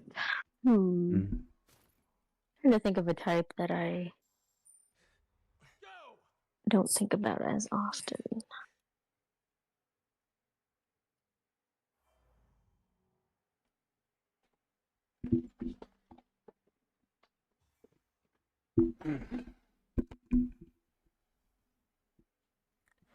I also support Arizona green tea. I went to the Walmart yesterday. You live in the middle of the desert somewhere? Yeah. Nevada. Nevada. I call it Trailer Park, the town.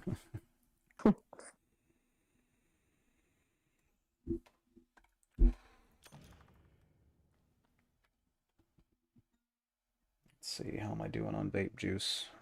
It would have been wise to go to the shop today, but I am streaming, so we'll see about. I keep backup supplies. Be okay. Let's see. Do you think being flexible is more important in long term than being organized? I think it's good to be both flexible and organized. I am mostly just flexible and have very little in the way of organization. But I think if you could have both, that would be great. But do I think it's more important to be flexible? In my personal...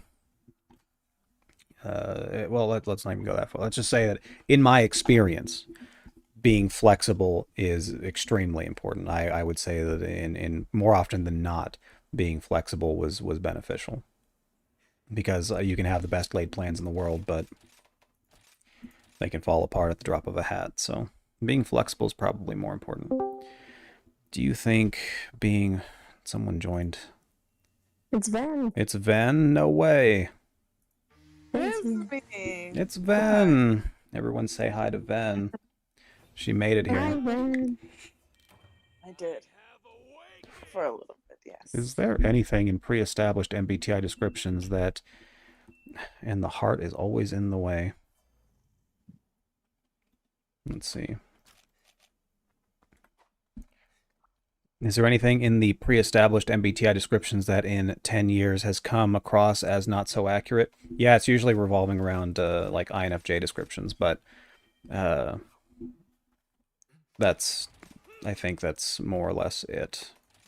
I don't often read what other people describe, how they describe other personality types, but most certainly INFJs have been more or less rewritten to be INFPs, so that definitely doesn't work. So not their fault. They work with the best information they have, and of course most people aren't going to do what I did and actually take time out of their life to make sure that any of this crap is correct. They just want to make sure that they are a part of that group, society, etc. The tribe. That's what they're more interested in. I always tell people, you have to test it. Test it. All the time.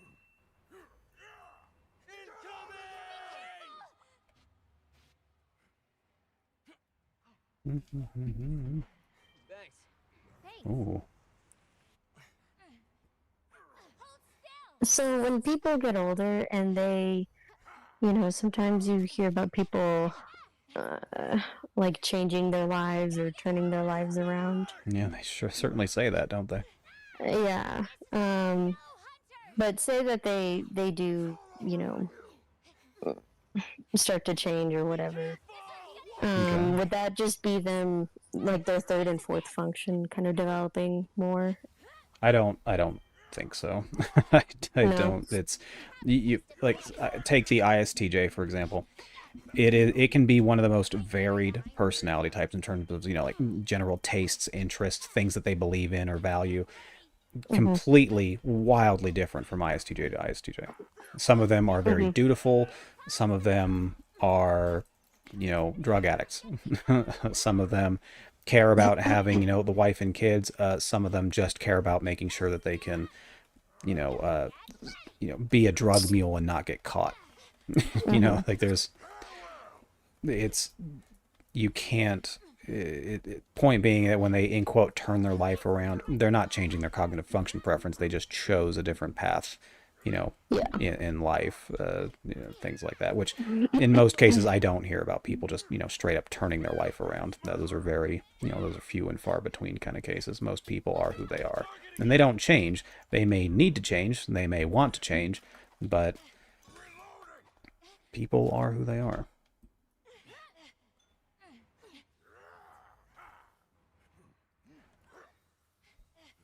Woo. This dragon is angry with me. I don't blame him. Let's see. I mean, specifically the short original explanations of the functions. Oh no, well, in terms of their definitions and whether or not I found them to be wrong or something, like no, those definitions work just fine. Now, for what other people believe, those definitions are, yeah, they have the strangest understandings of the definitions. Like they've essentially made up their own definitions for those, for the terminology. So I don't like.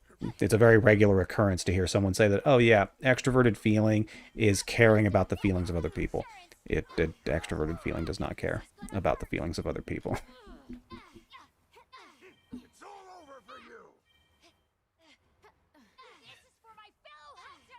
What else do we got here?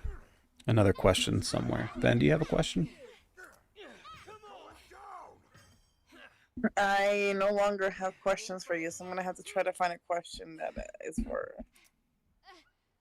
other people might have. So let me think. Let me ponder. You do that.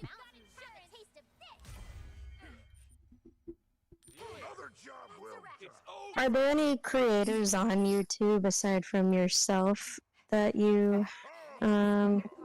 think? No? Okay. No. No.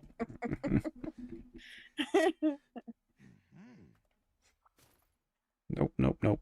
I do not trust any other creator to give accurate MBTI information or advice on it for that matter. What about those, who are they, the type police people? I've heard of them, but I'm not sure an image comes to mind. I think the guy is he said that he's an ENTP and he's an older gentleman, so at first I thought maybe that was the old guy that got you into it. I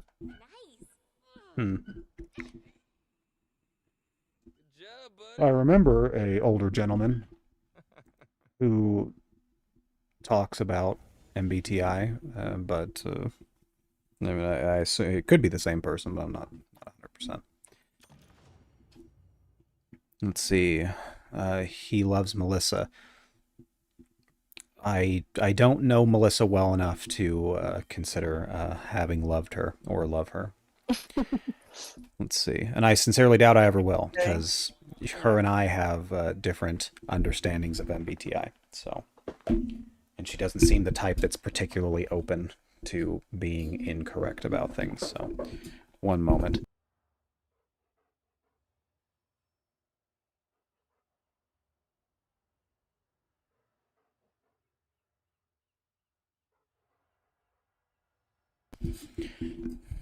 I got food today. Yay, what are you getting? It looks like chicken and hard-boiled eggs with guacamole and cheese. Let's see. Why do we love? Usually chemical reactions in the brain. cause the sensation of love. I believe that is why we love. On a more evolutionary understanding, we would say that we love so that we can create lasting societies, perhaps. Yes, there has been studies that say that our brains are programmed to need someone else so that we can continue. Mm-hmm. Bob, why do we love? I think that it's I mean, it comes down to attachment, and I think what people feel is love is just our attachment styles, and I think that creates, you know, those chemical bonds that we feel as love, so that we stay attached to each other and then reproduce. Sound reasoning. Have you read Attached? Hmm? Have you read Attached? I think I did. Yeah, yes, it says on the first page of the book. I was like, oh, does it? yeah. I read it, but I don't think that I really. I don't know. They seem to have really sided with. How do I put this? It appeared that they were kind of babying the anxious attachment group and sort of slandering dismissive avoidant attachment, which usually when people do that, I think that they are using their feelings. And considering that I am apparently a part of dismissive attachment, I don't know, I just didn't think that they were taking in everything. It seemed like they were just going based on feelings, and I didn't like it. So, I Good thought enough. it would be a part that they completely missed an entire attachment style would be the problem. oh, the fearful avoidant. Yeah, I thought that was. I thought that was also kind of weird. If they're gonna make a book about attachment styles, they're just gonna leave out a group of it. That was the weird part to me. I was like, how do you make a book on attachment styles and talk about 3 out of the 4? And you already did most of the work because you already talked about the other 2, which the 4th is just a combination of the other 2. So that should have been easy. That's the other thing too, is that everybody is a combination of all 3 of them. You know, we all have dismissive avoidant tendencies, we all have anxious tendencies, and we all have secure tendencies. Do you think that attachment styles, how would you put it with MBTI? I have my theories on this, but I want to see what you think. Like with the types, what types do I think? I thought about that myself. I haven't put it together yet. I think I don't know. I don't know either. All right. Now, I as much as I'd love to keep talking about attachment styles, we have another question here. What about C.S. Joseph? Is he evil? I think that actual evil is probably pretty rare. I try not to confuse evil with just being a regular greedy person. I don't necessarily consider it evil. There is another MBTI YouTuber that half of his videos are hating INFPs. What is that, Adele? I'm just going to go on a limb here. Let's see. He got so butthurt he put me in a video trying to make fun of me, so that was cool. It sounds like Adele. It could have been Adele, not 100%. I don't know Is Adele he- all that well, so. Is he getting sued by someone? No, No. he's not. No one's getting sued. Okay. Nah. Let's see. He's actually in the Discord right now, and I was like, I should probably hop in and see what craziness he's up to. Yesterday, we actually learned another thing in the MTT theory, which, Urchin, I'll tell you about later, and you'll be, glad you heard about it. For sure. Great. Yeah. Oh, he's in the Discord? In the your hangout Discord? He must be he must be talking about the YouTube Discord. Yeah. Oh, okay. Let's see. Are there any combination ENTPs may specifically enjoy the company of that don't enjoy ENTP function preferences in return? Yes. Yeah. I like ISFJs. But they can't stand to be around me for too much longer. Usually. Uh-oh. So yeah, INFJs. Usually like them. But they look at how I behave and they're like, why would you do that?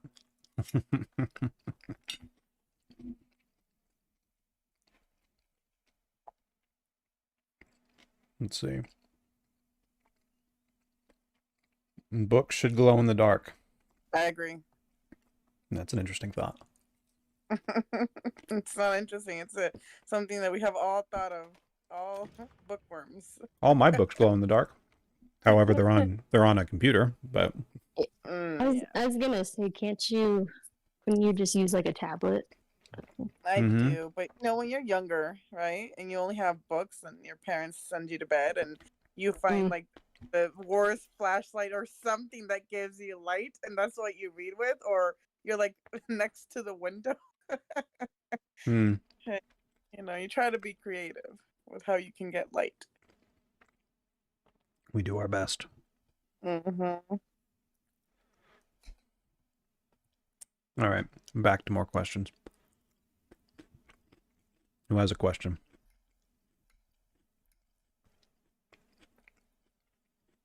No, don't destroy all books. I don't want to destroy all books. I don't read books, but you can artificially raise your level of pretentiousness by having books in the background. So. No wonder Adele went against him or her in a video. If they want to destroy books for art, that's not the way. No. When's the last time the United States had a good book burning? And the movie, the day after tomorrow. It's time to find out.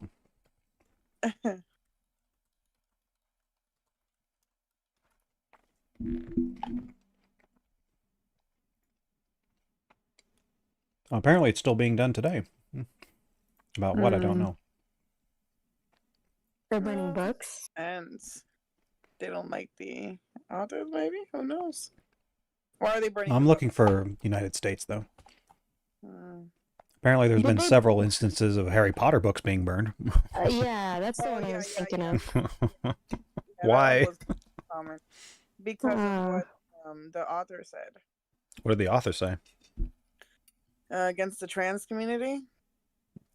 J.K. Rowling said something against the trans community? Well, it was mostly like she didn't believe in her or something like that. Doesn't seem right. All right, I had to look what she said. But yeah, they wanted her to like bend most of her characters, and she had already said Dumbledore was gay. Oh, okay.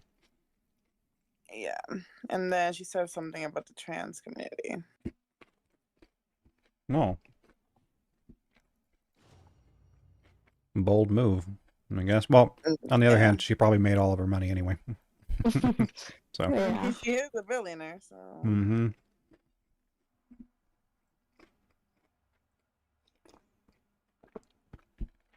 If I had lots of money, I'd say whatever I wanted to as well.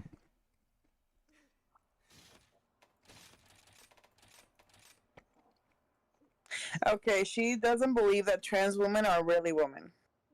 Good for her.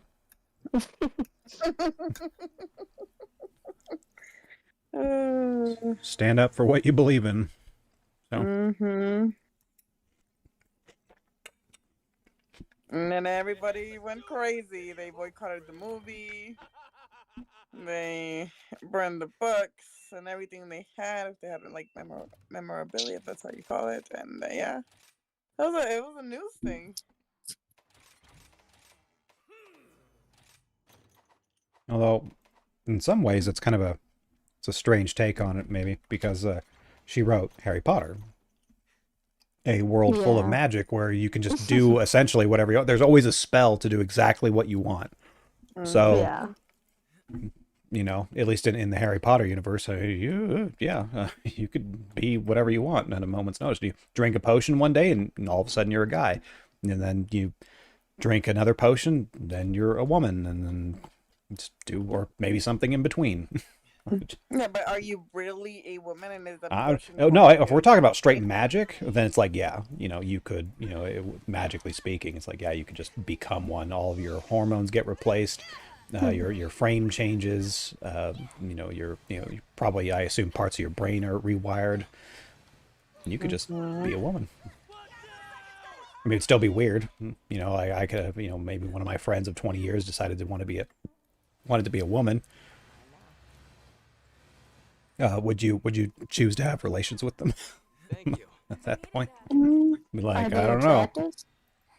Let's say that they were. Let's say that, like they would be attractive, you know, to you. Sure, why not? It's like just to try it, yeah. Yeah, like maybe someone, you know, wouldn't be too bad. And if my friend Michael is watching, no, Michael, I still wouldn't.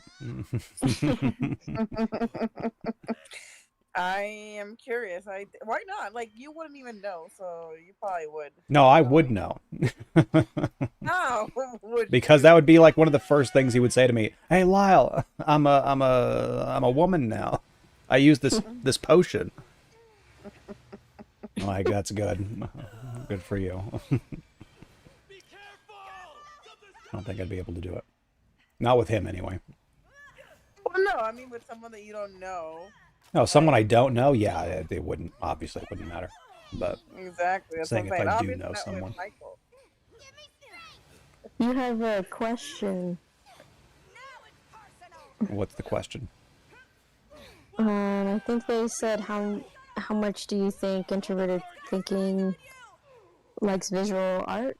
I can't see the question anymore. Likes visual art? Well, it's irrelevant to introverted thinking as to whether it likes something. Where liking something, we're going into introverted feeling territory when we're talking about that. To like something or not like something, where that comes from a place of feelings, you know, your own personal values, morals, ethics, etc., etc. That's where it comes from. So introverted thinking is irrelevant. Now, you might be able to articulate why you like something using introverted thinking, or come up with a rationalization for why you enjoy it. That's introverted thinking, but the fact that you enjoy it is introverted feeling. What if you're interested in it because you want to understand like what's going on? Because you want to understand, like, well, then you're not really interested in it. You're interested in its mechanics. Yeah. That's different. I like Monster Hunter. I'm very interested in Monster Hunter. I enjoy it. Why do I like it? I could tell you why I like it. And all the reasons therein. That it's an action RPG. It's my favorite genre of game. It has more of this kind of supernatural bent to it, and that these creatures that I'm fighting are basically magic. They don't. Nothing they do would work in reality. So I can give you these rationalizations as to why I enjoy it, but at the end of the day, I enjoy it because I enjoy it, and I enjoy those things about it. They make me maybe not happy, but maybe more content with the time that I'm spending on it.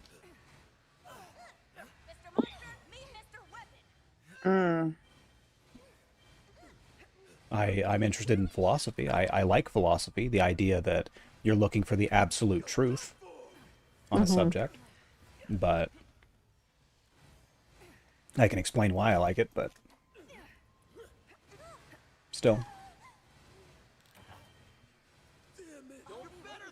It's a feeling. I do have feelings, believe it or not. I just don't express them very often. I try to be as monotone as humanly possible. You do express them. Not that bad. You're not a robot. How do you feel about this? I'm like, I don't. So let me explain to you what I know about it. You know, whether it's objectively good or bad.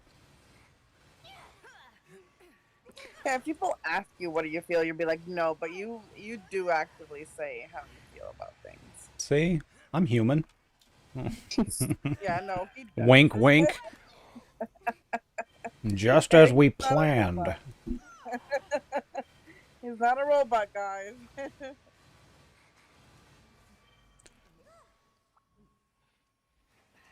I can pass the Turing test, I promise. Yes. Let's see. What makes intelligence? Any theories? That is a topic that I can't cover in regards to MBTI. Not in public, anyway. That's not something I can cover. I don't really subscribe to your intelligence theory, though, but I can see why it has some merit. Do you think that there's one kind of intelligence or different? Well, different kinds yeah, of like, are you going to intelligence? ask me if I believe emotional intelligence is real? Because He's gonna say I'm gonna no. giggle at you and tell you no. But so I think a lot of people have their own definitions for what intelligence is. My definition of intelligence is the ability to solve novel problems. Creatively, perhaps. Let's just add that in there, just for fun. Creatively solve novel problems. And that's it. So, but what if it has to do with emotions, right? Mm-hmm. And then somebody figures it out with emotional intelligence or whatever. Mm-hmm. Would you consider that to be intelligence? You can't be stupid and just know how people are feeling. But Yeah. that doesn't. So See, the reason why you I can't. don't subscribe to that is because INTPs, you specifically say they don't understand how the people around them feel, right? No, they But you have no. wouldn't, right? I don't say that. What I say is they have a hard time assimilating to that social condition, that social contract. They have a difficulty. They can know certain things. Like, for example, how many people here are aware of how someone might feel if you randomly slap them? Everyone kind of got that one figured out. Like, yeah, if you find a stranger on the street and you decide to slap them, can you ponder all the possibilities that of how that Yes. person might feel about you randomly slapping them? As a matter of fact, I could take it a step further and say you probably know the most likely reaction that that person's going to have to being slapped in public. You are aware. What if that's a kink, though? You know? Emotional Yeah, I wouldn't be intelligence. upset. I'm not. I'm Yeah, saying no. I didn't say it's going to happen every time. I just said most likely. You are Yeah. aware. But hear me out. That's the thing. You can say that, but is an INTP going to be able to understand someone's emotions as well as an INFP? Understand them? No, they're not going to Or understand them as well, simply due to the fact that they don't spend as much time thinking about it. yes, and is an INFP going to be able to know that when they say something, why it might be misconstrued, or like it might make someone feel bad about them, or about it? INFPs will wonder if what is being said will make someone feel bad. Yes. INTPs. Well, an INTPs will have a general understanding of certain much more less complex, let's say, less complex social situations. They'll have a general understanding. Like, for example, don't slap someone that you don't know in a public setting. Correct. A general understanding is not like They the will full they will thing, get so- upset, possibly do something to harm you. So Mhm. don't do that. Simple. Now, picking up on certain social cues, hand gestures, facial expressions, body language, to determine whether or not someone's concealing how they feel about something. It's not their purview. They are not that interested. So they're going to miss a lot of those cues. They're going to miss the context, tones of voice, the things that people are interested in versus what they're not interested in, what topics they should bring up, which ones they should respond to. That's where they have issues. They come off as Aspergery. They're unable to very easily assimilate into that social environment. So based on what you just said, we can all agree that in the definition of emotional intelligence, they wouldn't. Well, see, that's not. I would call that social intelligence. I wouldn't call it emotional intelligence. But once again, even if we did call it that, you still need intelligence to understand these things, to rationalize and then articulate. Of course you do. I'm not saying they don't. I'm just saying that they might be different levels. I'm just saying that emotional intelligence is just intelligence. Yeah. That's it. Some people can be more adept when it comes to other people's emotional, which is why they slap the emotional intelligence title to it. Some people are better at psychologists. They'll be better at that than they'll be better at, physics. You can be stereotypically intelligent. Like you could score really high on IQ. Maybe not that great when it comes to people. But you can't be a moron and have a strong sense of emotional intelligence. You cannot be dumb and still understand people. That's not how it works. Well, yeah, no, obviously. But we're talking about here that they're. That's why I'm saying emotional intelligence is ridiculous. It's just intelligence at that point.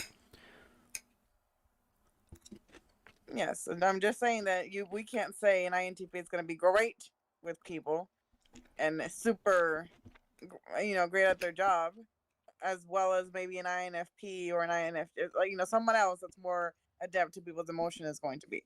So that's why I would call it. How about emotional sensitivity? Why don't we call it that? Okay. Yeah, but they already gave them that name. There's a lot of names that they give that are not related to one another, but I agree with you. Emotional sensitivity sounds better.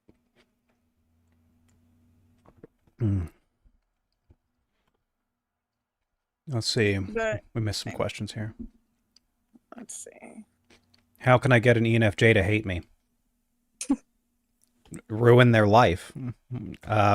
Shoot their best friend. Sleep with their mom. I mean, I'm sure there's many ways that you can get them to maybe hate you. But, screw with their plans.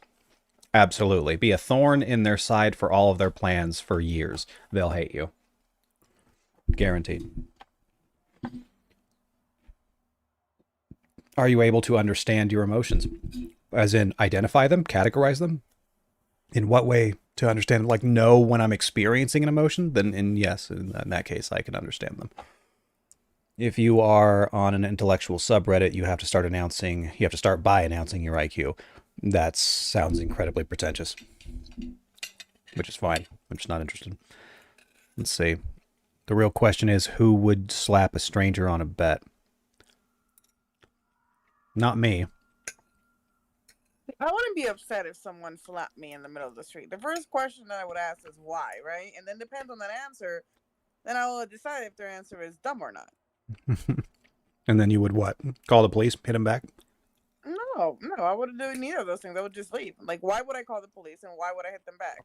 That's going to hurt my hand. Because you were assaulted. Okay, that's going to hurt my hand. I don't see why I would. I would roll my eyes, call them an idiot, and then move on. And you know how I know this? Because I have been hit in the middle of the street before. She has experience. But they were just playing around. That is a tough one. Let's see. Merchant, do you believe in kinesthetic intelligence?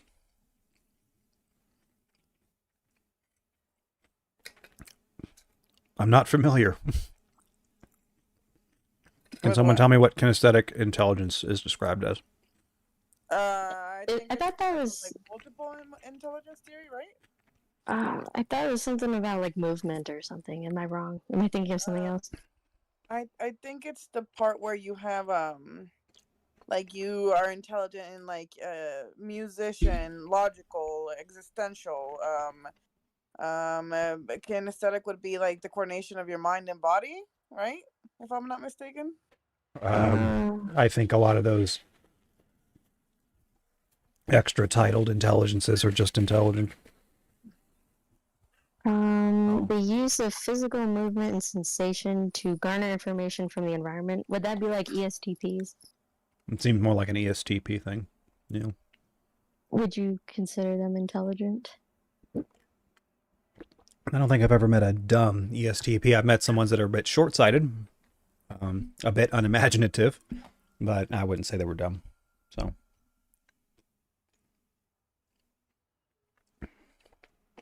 So basically, you don't believe like in the like different types of intelligence. You're just you're intelligent or you're not intelligent. Yeah. That makes sense. I always have an issue with that because again, then they would only be INTPs and ENT. Anybody with TI is what he would consider intelligent. And it's like, well, is it anybody with TI the most intelligence? No, well, having a preference for introverted thinking simply means that you choose your own line of logical understanding. You prefer that to, and sometimes they're wrong. Absolutely, some of them don't take a lot of time to think about certain topics. You know, especially abstract ones, theoreticals, hypotheticals. They don't take the time out, and so they'll do their best to come up with a logical solution, you know, on the spot. And sometimes they'll be right, sometimes they'll be wrong. Yeah, so that's why I'm like, I don't know if they're the most intelligent if they can be wrong and right, and then they go with their wrong answer. But for example, but we know it's not intelligent to just read a passage out of a book and then say that this is correct. It doesn't require, it requires zero intelligence except for the idea that you need to be at least intelligent enough to read. That's about all it tells you, is that someone was willing to, or be able to read and then, you know, start reciting a passage in a book and deciding that was 100% the truth. It doesn't take a genius to do that. True, but do they always believe that it's 100% true and don't like try to analyze it themselves? Depends on the person. Yeah, exactly. Some people believe it's true, other people don't. It definitely depends on the person. Let's see. But everybody uses all the functions, right? So everybody should be intelligent in some way. Yeah, well, like what's the average IQ in the United States? What, 98? I think. I have no idea. I think it's about 98 now. It's probably it's going down though. I know that it's going down. But last I looked, I think it was 98. An INTP cannot know someone needs a hug when an animal could. Well, maybe.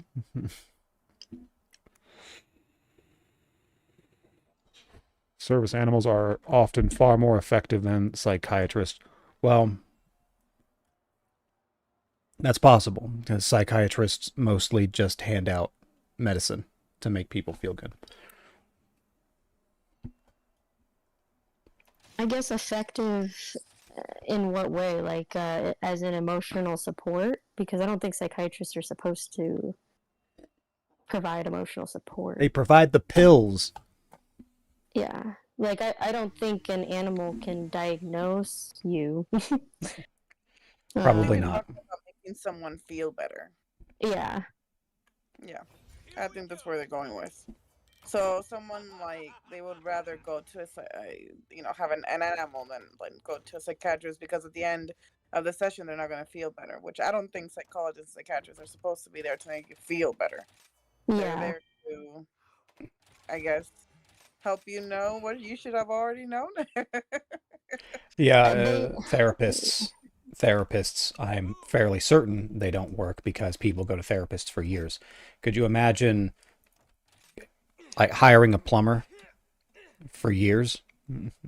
Well, I think it depends on how you view that relationship and what you go for, because if you're going they're not there to fix anything. Yeah, if you're just going for emotional support, I don't think that they're necessarily going to be effective in that. If you're going to try to learn to be more self-aware, to figure out maybe certain issues, I think they can be effective in that way. And you have to remember there are different types of psychologists. Like there's psychologists that show you if you actually want to be better, then you go to a psychologist that can point those out for you, and then you will transition to a psychologist that can like help you that they will listen to what you're communicating. So they're not there to help you anymore. You should already know what your issue is when you go to those types of psychologists, so they can Mm-hmm. like just listen to you when you're talking to them about it. That's all they're there for, to listen. Yeah.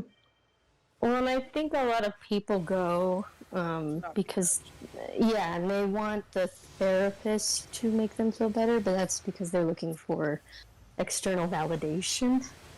But I don't think that you can satisfy that need for validation just based on external validation. Yeah. So Yeah. a lot of people just go because they can't tell a normal person like what they're going through because they feel like they're not going to be understood. So they'll just go and talk to a psychologist that cannot tell you, "Oh, you're dumb." Oh, you're dumb. Got it. Yeah.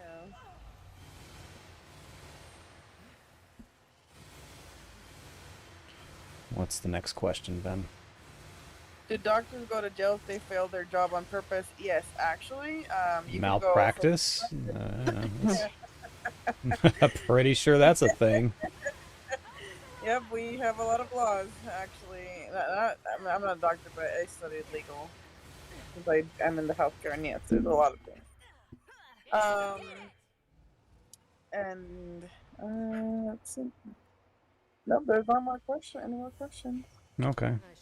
Next Do you question, think then. that animals are often picked because of their ability to instinctually cater to a person's emotions? Look at pets with autistic children. Yeah, I've always wanted a, what are they called? Border collie? Would love to have a Yeah. border collie. Yeah, the pets are dogs.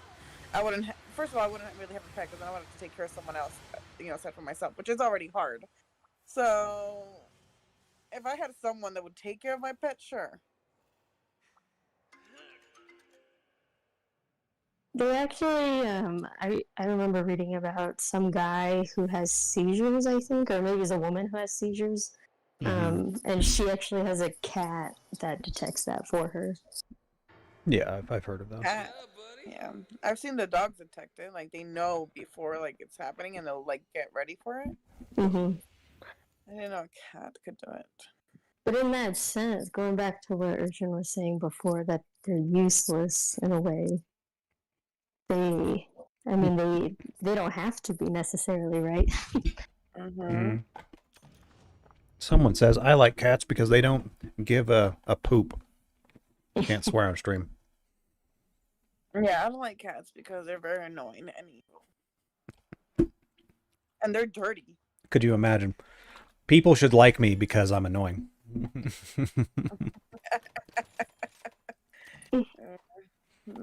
I mean, yes, I can imagine. There's a personality type just like that.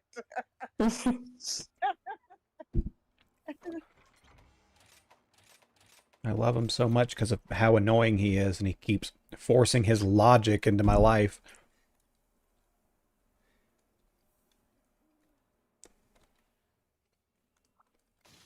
Do you think we all live live on contracts, for example, friendship or marriage contract to do their part in?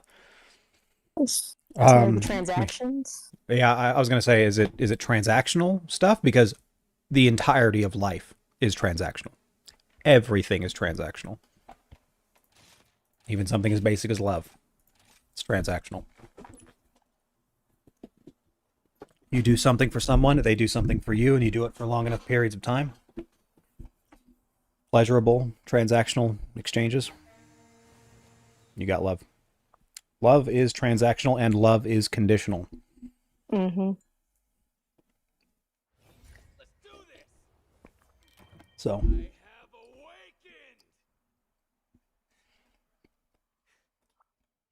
That's just how life works. You can, let's say you grow up with a brother or a sister, and you've grown up with them for essentially, let's say, 18 years, but then they leave the house and you don't talk to them for like 4 years. Do they still love you? Are they really going to care if you need a kidney or a liver? Yes. And it's like, some people feel a familial obligation to do those things, but do they love? I don't think so. Those Yes. chemicals in the brain are gone. Now, Ven has a very different understanding of Yeah. the word love. Yeah, we're very different in that. Like the way that Urchin describes love, I don't subscribe to it because then at that point means I would have never loved anybody in my entire life. I which think don't. Ven may have never loved anyone in her whole life. Yeah, that's what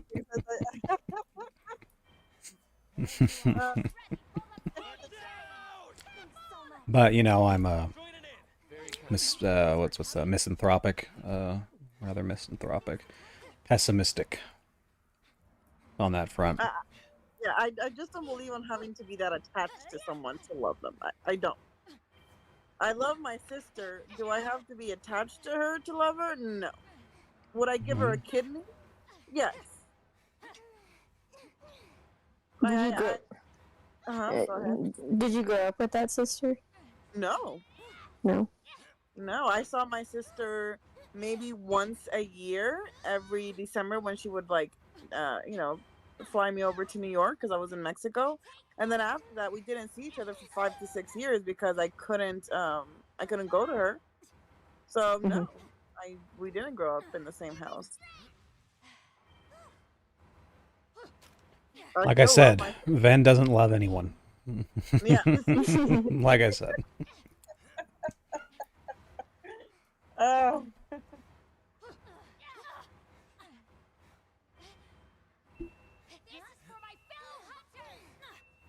Yeah, I don't think you can just give your liver to it. That's not how it works. Well, you would give a lobe of your liver to you can give someone. part of it. So He might kidney.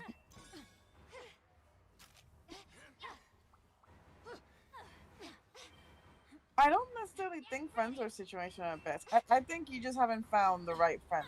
Like, friendships can last a long time. It's just people are not willing to put in the work when they're not getting anything in return, is what I have found. Or you don't understand that your friend might be different than you and you expect them to be just like you want them to be.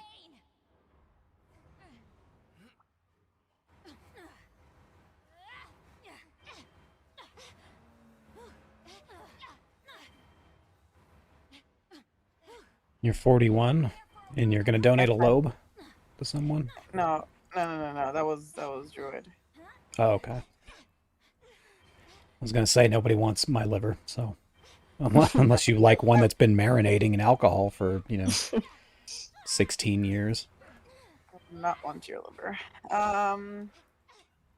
See, it's kind of sad that you're mostly dead and don't have like an actual friends like that. It's sad. You say you were mostly dead? He said grim. I'm just reading. Just mostly, you're mostly dead. If you needed something to, stay awake about at night, just remember you're mostly dead.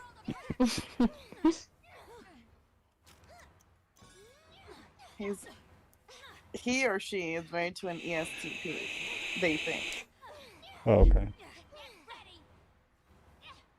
Are they cheating on you? Do you think all ESTPs cheat? I'm like it's totally plausible for an ESTP to want to cheat. Yeah. I mean, they're going to be good about it. Like you'll probably never know. But I was just I was wondering if maybe you had a suspicion. I mean, I know ESTPs that cheat, but you would never know that they're cheating because they just love everything. And that's what I've told girlfriends before. I'm like, are you cheating on me? And I'm like, no, but at the same time, if I was, you wouldn't know about it. So, take that for what it's worth. I'd rather be honest with you about that at least. Do you think ESTPs and ENTPs cheat the most? the most, certainly I would think that a younger ENTP, if you're lucky, you'll find one that won't cheat on you, but will just harshly break up with you to move on to someone else. You know, that's about the best case scenario you're going to get there. ESTP is probably the same. I would actually, I've known a lot of ESFPs that cheat. So there's that. Also ISTJs. I've known some ISTPs. But in terms of which ones are the most likely to cheat, ESFPs. Really? That's been my experience. You know, when you living in Central California, you meet a lot of ESFPs, and a lot of the ones that have come on to me usually already in a relationship of some sort. So kind of like that scene in the Daniel Craig James Bond movie, that Casino Royale. He you know, don't worry, you're not my type. Smart, single. That's I'm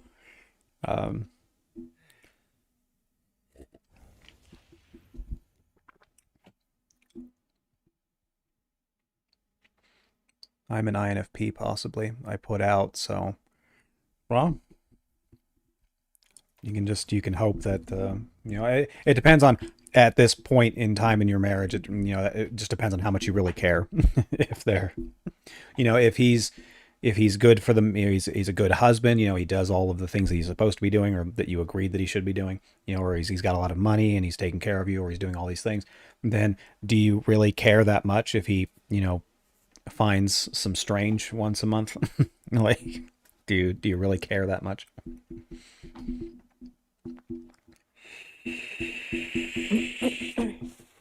Ben, would you care? If I would care if some people cheated on me, but I also would know. I'm very good at noticing people's behavior, like when something changes. You know, Yeah, so I wouldn't really have a problem with it, because before they even do it, they'll be gone, or I would point it out. Or I would make it to a way where they would fall in love with me again if they were actually gonna cheat. Like, I would make them feel miserable that they were even thinking about it. Is what I have done in the past. Let's see what else we got here. Why does everything require balance? Well, not everything requires balance, and more importantly, what is it that what exactly requires balance, or that you believe requires balance? If you were talking about why do things require balance to continue existing, I suppose that's a multifaceted question. There has to be some give and take in reality, otherwise it stops existing. That's more or less of a philosophical question, more of a physics question, wouldn't it? Wouldn't it be? Look at our economy right now. It's not great. Why is that? Well, once again, multifaceted. It's usually more than just one reason as to why something's not working. List the causes, at the moment, the symptoms. wow. I would say that we have, in our country, in the United States, we have too many people that are low to no skill and not enough jobs to put them in there, you know, put them in positions. Like, how many, you know, let's say you've got 100 people that are low to no skill workers, right? But you opened up a job, you opened up a new McDonald's. Well, how many people do you need to run that McDonald's? Exactly. Like, how many low to no skill workers out of that 100 do you think you're going to be able to employ and actually need? 4 or 5. Like, all 100 of them? Absolutely not. But, you know, let's be generous about it and say that you're able to hire, for some reason, let's say it's a particularly busy McDonald's, you're able to hire, let's say, 12 of them. 15 of them could be hired. Well, that's 75 low to no skill workers that don't have a job because you only needed 15. So that's why we have too many low to no skill workers, and we don't have that many jobs for them. So Joseph asked a question, though. What did Joseph ask? Very interesting because I have an answer for this. Oh, good. What type would most likely be comfortable with trying dog meat for the first time? What do you think, Gertrude? The most comfortable? Like, which type Mm-hmm. would be the most comfortable? Well, I Mm-hmm. would tell you the ones that are probably the least comfortable, and that's, any introverted sensor that grew up not eating dog meat. They would be incredibly uncomfortable with that. I've eaten bugs. Now, granted, they were pre-packaged bugs, and they were flavored, and they were part of a tourist thing, but I've eaten bugs, is my point. And I would try dog meat. I have no issues with that. What do you think, man? I was gonna ask Bob. What do you think, Bob? Oh. Would I try dog meat? No, which type is most likely to try dog meat for the first time? Oh, um, I would think someone maybe. Um, I mean, I agree with the introverted sensing, preferencing that, or who would try it. Maybe someone who preferences extroverted intuition, maybe, or extroverted sensing. Maybe they want to try a new physical taste bud experience or something. It sounds good to me. Any particular type that would be more likely? I wouldn't be able to quantify that, I'm afraid. I would just say that Okay, not introverted sensors that aren't used to eating dog I meat. I have a different response. Okay. I mean, yes, it is. It goes in line to what you guys are thinking, but I here's the thing. Most people, right, are in the world, are in Europe or Asia or in that side of the world. So, of course, let's say that we're going to divide the 16 types in like a more balanced way. A lot of Hmm. introverted sensors are in those countries, so they're used to dog meat. That's a It's normal thing. true. They are used to dog meat. Mm-hmm. Awful. So That is true. they're very comfortable with eating it because they're so used to eating it, and it's like a normal thing for them. So they're of course they're comfortable eating it. No, I have tried dog meat before. It tastes just like meat. There's no issues with it. Tastes just like meat. And see where I grew up in northern Mexico, Chinese restaurants are the chicken is dog meat, and we all know that, and we still eat it. It's weird. This chicken tastes like dog. No, like the cart, it tastes like it doesn't taste like anything specific. Just the cartilages, like exactly what you would think, and why it's so cheap. You know, it's not chicken. Well, Like, you know it's chicken. I figure you can slap enough MSG on anything and make it edible, right? So. Yeah. So now, who was not comfortable eating that? That they were like, oh no, I would not eat that. Uh, the ESFJs, ISFPs, I would say, were the ones that weren't comfortable eating it. ISFPs, I mean, weren't comfortable eating it because they knew what it was. ISFPs, ESFPs. The rest of us, oh, my INFP friend also did not want to eat that. Like after she found out, because they were actually sanitation, like they were actually closing restaurants after some people complained.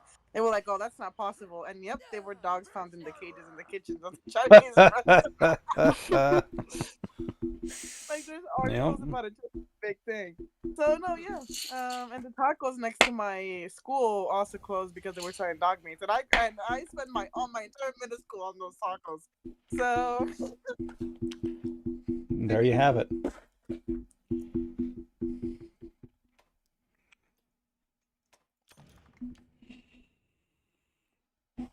Have you noticed any correlation between personality type and art style produced?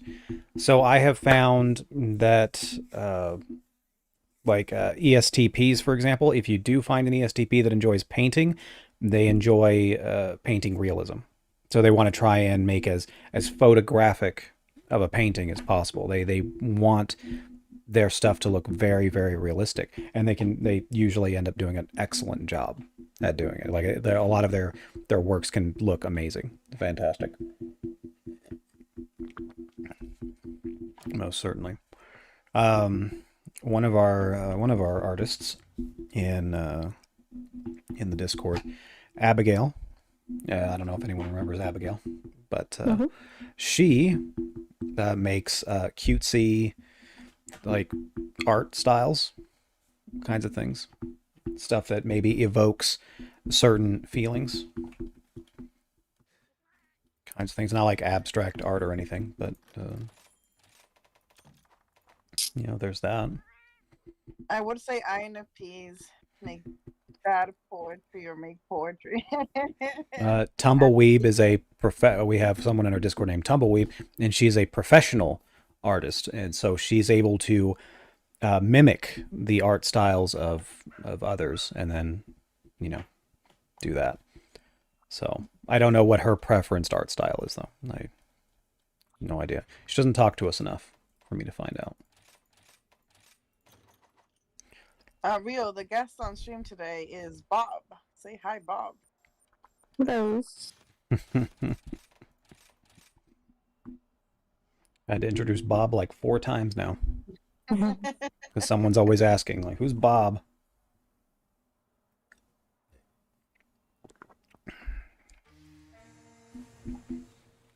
Let's see.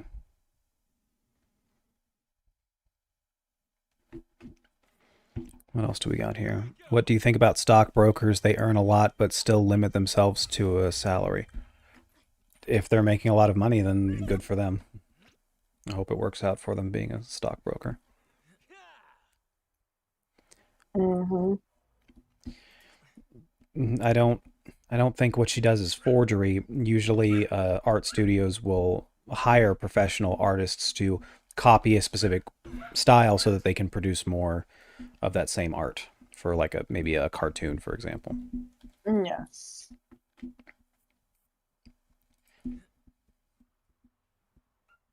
If something is working, you want to make sure that you get something that's similar to that. It's just marketing.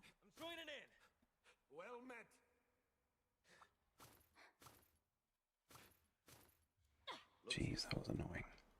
Which is why I wish I could get Urchin to slap papers on a wall and just like type relationships and make them into pairs, but it's impossible, guys. I've tried.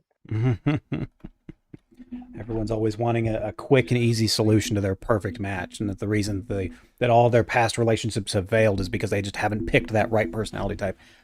It's not how people work.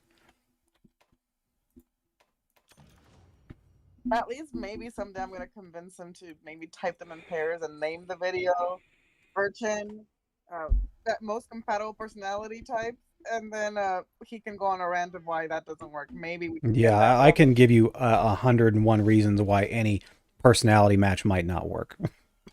101 doubtful, but I I would like to see You try. doubt my power? I'll just start making things up. Don't you worry. I know, that's the thing. Like, realistically, and then you would get bored and like entering the 40s, 50s where you'd be like, yeah, I don't want to. Definitely would get bored.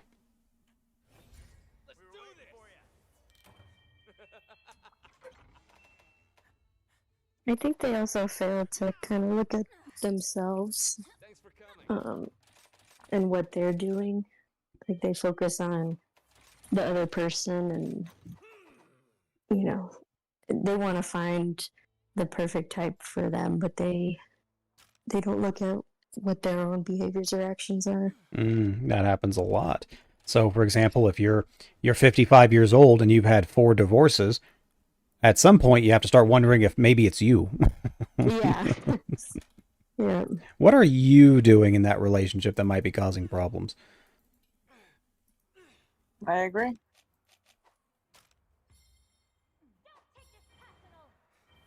What's the next question here?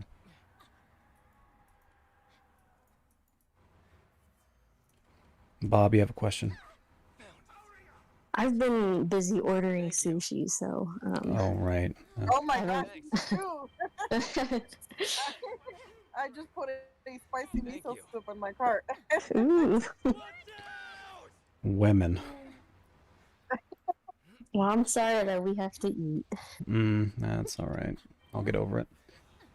Are you gonna feed me? Am I gonna what? Are you gonna feed me? If you're cooking for me, I won't even bother. But Yeah, I'll cook for you. I'll be there in 11 hours. Just hang on. I will. As long as you're buying all the ingredients, then yeah, I good. got you. Everything's gonna be ready. Okay.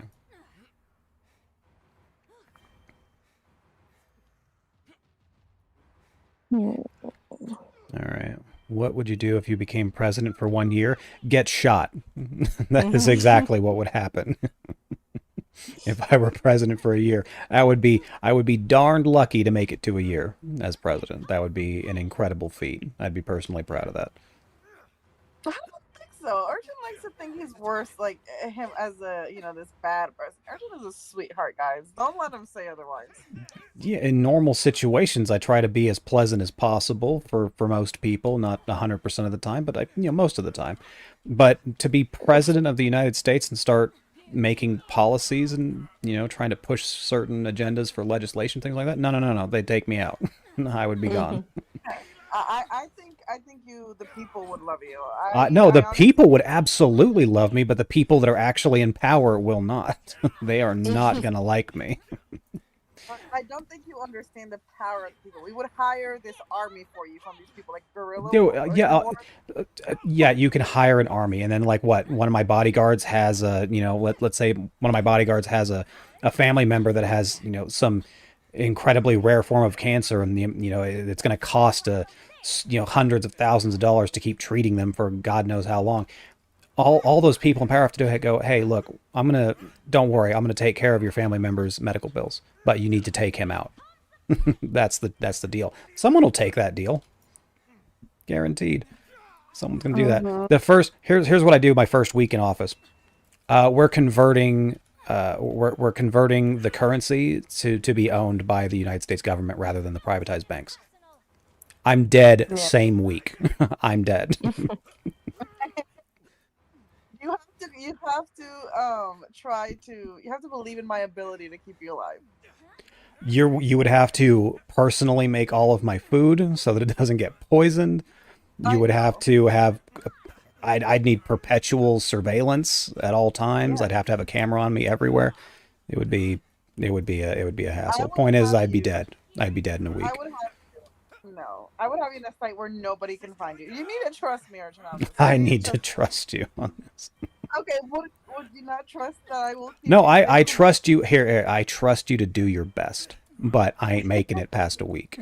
As soon as I issued that order, be like, yeah, we're gonna go on like maybe the silver standard, or we'll go back to gold, one of those things, and we're gonna give the money back to the people. Essentially, we're not gonna have it be owned by the Federal Reserve. Dead. Go the way of JFK. We'll go to Dallas and never come back. Come on, guys. We believe in Urchin. We will protect him. Yes. But the people would love me for that very short period of time. And that's why you would be protected, because nobody would rat you out. Oh. Yeah, you gotta start building up your cult, so we'll take care of you. Gotta build up the cult. Exactly. I was gonna say that your 11 fans will protect you. Yes, all 11 fans will protect me. Do you think it's better to be noticeable enough to be ridiculed, or some word that's covered by a heart? Enough, nobody bothers, regardless on if you are actually happy with yourself or not. Do you think? Boring enough. Oh. To be... So the question is it better to be boring or noticeable? Yeah. Or people ridicule you. Well, who cares what they say? Yeah, at some point you do have to. I mean, granted, I absolutely care what people think of me. I want their perceptions of me to be in a typically positive light. But at some point you need to take a stand on something that you believe is, right. Now for me it usually is something objective, but you got to take a stand for something.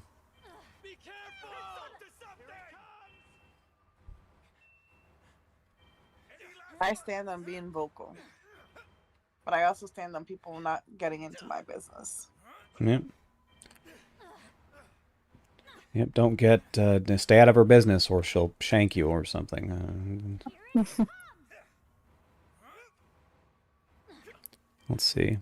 What superpower would you want? I have thought about this on more than one occasion. The ability to perceive and manipulate quantum mechanics. Or, well, I guess reality on a quantum level. That's what I meant to say. To perceive and manipulate reality on a quantum level.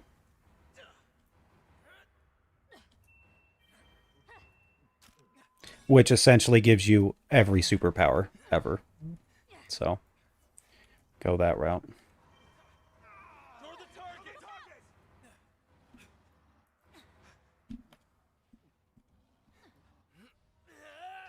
Oh, no.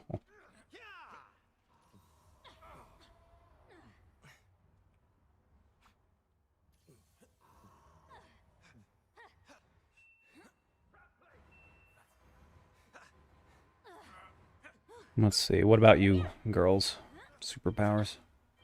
My superpower. I don't know. I have thought about it, and I always come out short because I cannot pick one. Response to everything, and I'm like, okay, well, if I pick this, then and you know what, the invisibility one, it bothers me a lot because it's like you would be blind, so it would make no sense if you wanted to be invisible. So does it mean if I'm invisible that I would become blind? Although that's not how it works typically in the comic book. So if there is a chance that I can be invisible and not be blind, but then what do you accomplish with being invisible, right? Because at least if I can teleport, I can get to places without actually putting the minimal effort, which I think would be what I would pick, like teleportation, creating portals. But in what way would that help me in life? Like, sure, I'll be on time to things, and maybe That's I can go to good. Japan and have a vacation, but I have no money. So that's not going to help me at all. Or am I going to create this portal from a bank? But what if I have a limitation with the portal? I need to know where I am going, or I need to have seen it. Like, there's just too many questions for me. I could keep rambling, but I'm going to stop because I know this is a stream. Why quantum mechanics? Through quantum mechanics, anything is possible. So something as simple as, let's say, you not aging anymore, or or having instantaneous regeneration, sparking a fireball with a snap of a finger and just having a fireball in your hand. Anything is possible through quantum mechanics. Anything, literally anything. So if you could manipulate reality on that quantum level, you're God. So.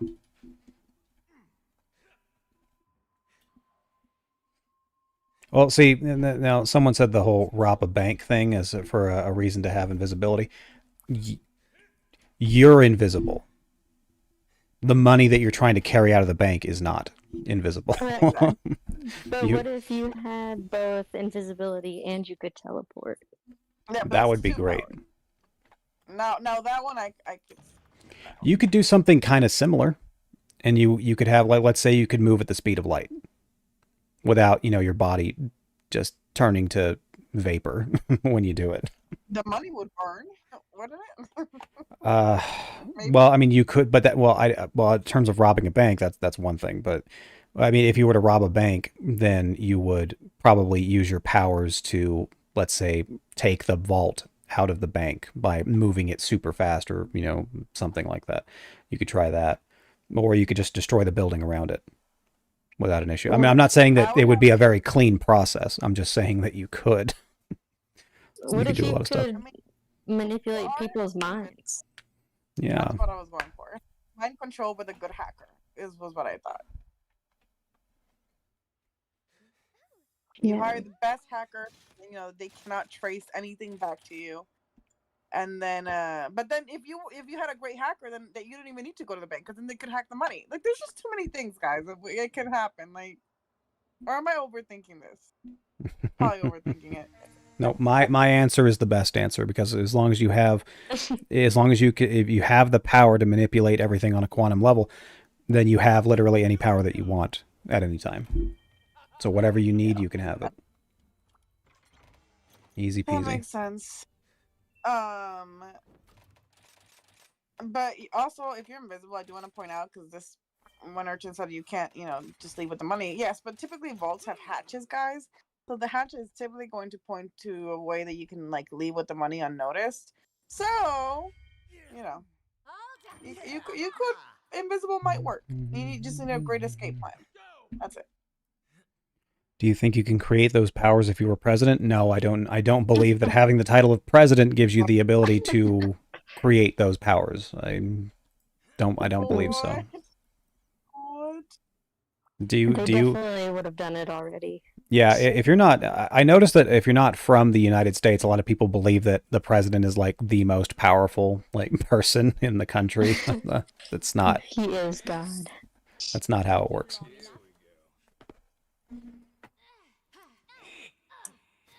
As a matter of fact, we have a president right now that barely knows where he's at, let alone what it is that he's supposed to be doing. So. Yeah. Can't walk up the stairs. Can't walk up the stairs. He keeps smelling people for some reason. It's very strange. Maybe that gives him some kind of power.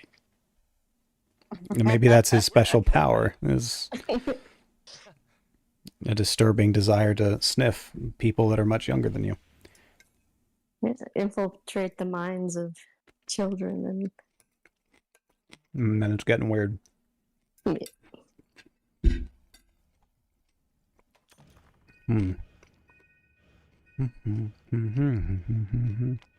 We have been streaming for 3 hours and 11 minutes, just about. Do you think having money gives you a sort of power? Well, you definitely have power over some people, for sure. Right now, for example, there's a large number of people in this town that would do a lot of stuff for $100 because they need the money. Are you one of those people? Yeah, there's a lot of stuff I would do for $100. All right, if you guys are in the Nevada trailer park area. Yeah. Trailer park, the town. Well, guys, if you do, please contact me as his manager. I will set you up.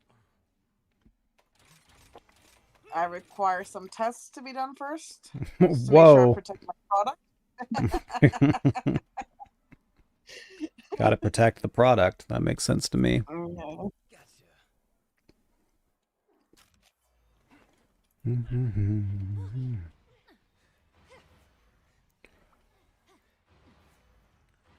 Super speed would be fun though, because then I could like recreate that scene from X-Men with Quicksilver. Ooh, I really like that. Oh, can we watch that movie later? Yeah, we can. It's not a terrible film. I had a nightmare. You had nightmares? Did you have nightmares about aliens? We watched an alien movie last night. I had a way stranger dream. And I'm not sure what it was caused by. Okay, so it was the alien movie because it was a strange dream. I'll tell you about it later, but it was a strange dream. It was very weird. If you guys join the Discord, then you can watch the movies with us. Possibly, depending on age restrictions. Depending on your age. Because if I'm throwing on High School DxD, that's in the 18+ section, so can't. Well, I mean, I wasn't inviting them to that movie, but sure. Oh, remember, guys, to like and subscribe and join my Discord. Put in an application to get typed by Street Urchin. Yes, it is just $20, guys. Do it. We will. I know a lot of people don't want to know, but if you guys it's okay to know, and then you can ponder if you agree with the type or why you would be the type. A lot of people do that, and then they start realizing, oh, it helps me because now I can see why I did this, and now I can know why I shouldn't do that. I don't know. Some people come and tell us these stories. Always very, very enlightening. Very nice to hear. What types do you think usually become politicians? Introverted intuitives Okay. often love going for politician positions. However, there are some introverted sensors, like ESTJs, for example, will also move their way up. So like INTJs? ENTJs, more often than not, ENTJs would rather have those positions. Okay. INTJs will go for those positions if they feel like it's the correct thing to do, or they feel like their particular insights are too valuable to be kept to themselves. So, is there certain parties they might subscribe to? Whichever ones get them the most power. Mm.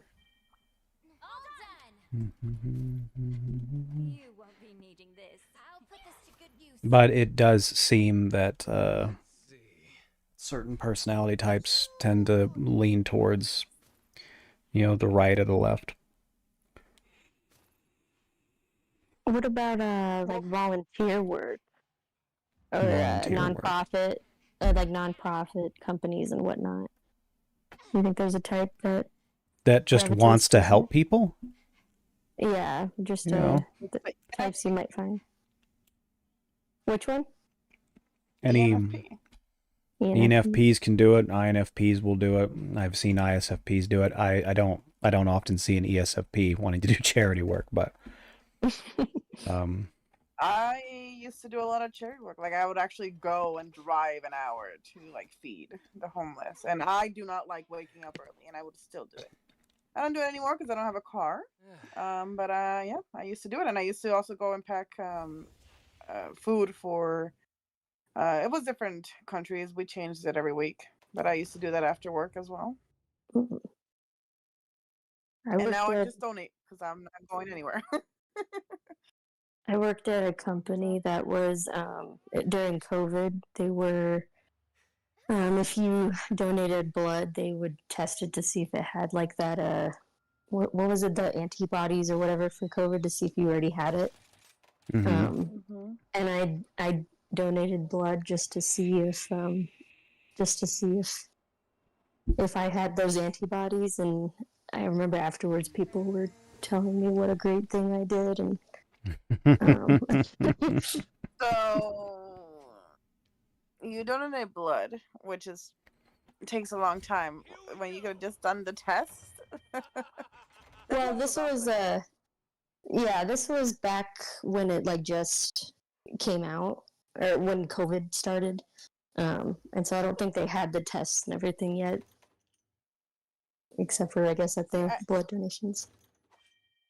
It is very hard for me to donate blood. Like I have to be. I would have to love you because donating blood to me is painful. Like I don't want to be poked. Now I would do it if I had to, or if you were like, hey Van, like, could you please donate blood because my friend is needs it, and I would look at you and be like, I don't want to do it, but I won't tell you that I don't want to do it, so I'll still do it, but I will not want to do it. Yeah. Nice one. But I don't like being poked. You don't like being poked. Yeah, not that way at least. Nope. What other way could you possibly mean on this safe for live stream? She likes being poked on Facebook, right? Yeah, exactly. Lovely. Oh no, tragedy happened, guys. Tragedy. What's tragic? My sushi was canceled because there was. Oof. Yeah, I was waiting for that spicy miso soup. That's all I wanted today. Spicy miso soup. Someone said, really? What personality type do you think he is? Is Corey Taylor from Slipknot an ENTP? I've never met the man, so I would have a difficult time telling you what his type was. I'm afraid to say. Impressive. What types are normally kinky? I think that any type that can get bored easily by doing the same thing over and over again could be more into abnormal relations related things. Wait, are you calling my stuff abnormal, Urchin? Probably. It's Well, I'm not saying there's anything wrong with it. I'm just saying it's abnormal, meaning that not of the norm. That's all. Oh, yeah. I read before that that women are happy to be with the same man as long as they can do different positions, whereas a man would be happy to do the same position if it was just different women. That makes sense. That makes sense. Yeah. That tracks. So I don't. What were we talking about, guys? we were segueing into a not safe for stream topic. That's where we were getting into that. You see, you put a bunch of any dominant people in a stream. This is what happens. I guess that would be my fault, huh? Yeah. Have to take responsibility. That's hard. As your manager, I'm gonna have to take it for you. Oh, okay, thanks. Someone asked if you're kinky. Me? Yes. I am not at liberty to say any of those things. I cannot confirm or deny. I cannot talk about any of those things. So. Yeah, no. As his manager. Not on stream, anyway. I cannot. I cannot confirm. I cannot confirm if he is or not. Do you Who have is the kind of us three? Oh, absolutely me for sure. Because these two are fake. what was the question? Who is the kindest out of all of us three? I do things so that other people think I'm kind. So Exactly. See the difference? She is fake as press on nails. These two are just fake. I am fake.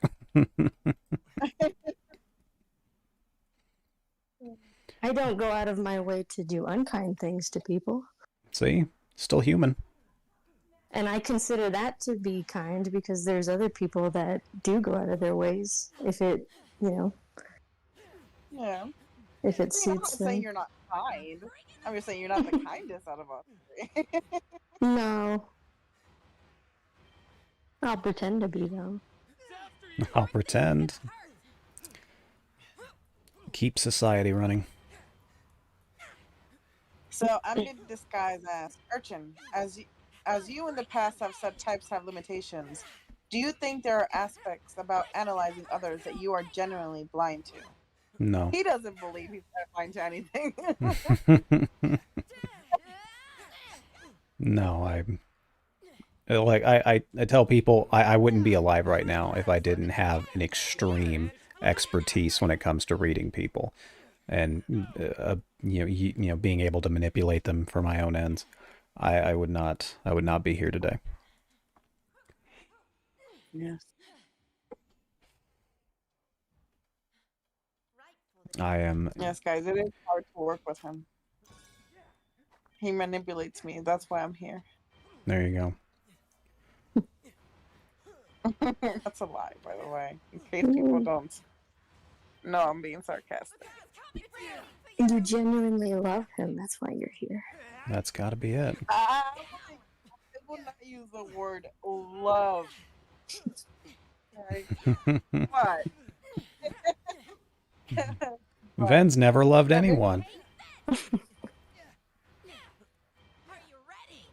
But there is a reason why I stuck around, and it was because there was this conversation one time that Harley, Urchin, and I were having, and Harley and they asked me, I don't remember which one. I think Harley said, about me and friends, and I said, well, it takes me a long time for me to accept that I have a friend. I was like, I don't think any of you are my friend. And Artem was like, Ren, you don't think we're friends? And I was like, no. He was like, I don't think we're not friends. So then, because of that, I have stuck around to see if we could become friends, right? But it takes a while. Like, I'm not saying we're not friends, but it's gonna take a while. So I'm sticking around to see, if to not make that a lie. That statement, like that's the statement that made me stick around, Hmm. which is weird. I know, I do things for weird reasons. Okay, I it clicks and then I do.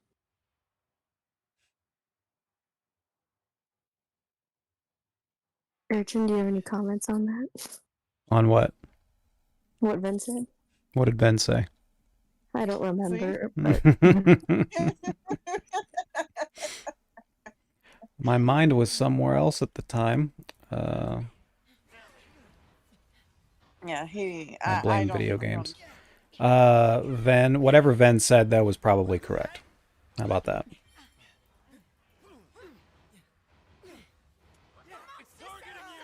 Sounds good to me. Was it MBTI related? No. Oh, well then, yeah, definitely she was correct. Which types would be most likely to believe in or live by a concept of karma? INFPs typically do. Don't know if that's most types or anything, but all right. But how do you define karma, right? Because I think that there are consequences to every action, and that can look like karma.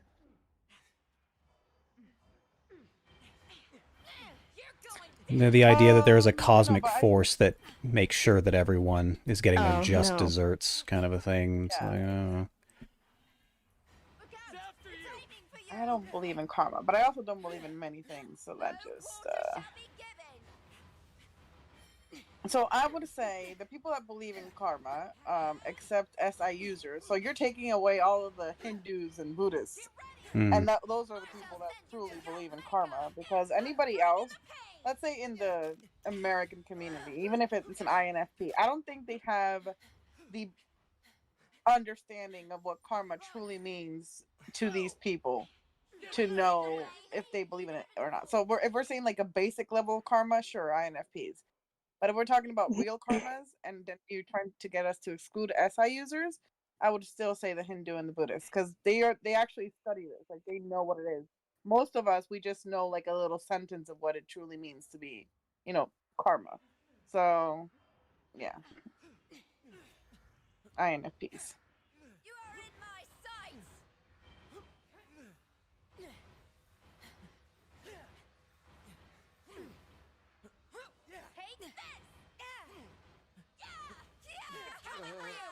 There is no such thing as justice. What do you guys think about that? no such thing as justice? No, justice is a subjective concept. So as long as there's a person who believes it, then justice is real.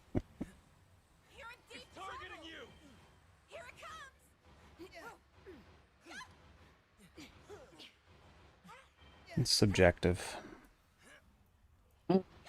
So it's true that sometimes you don't get justice. It doesn't mean it doesn't exist or that people don't get it. Like, yes, a lot of people get justice. So that means by default that it does exist. what types tend to thoroughly enjoy Meat Canyon content? Don't know who Meat Canyon is. Canon. Is that Canon is like an actual YouTube channel. Oh.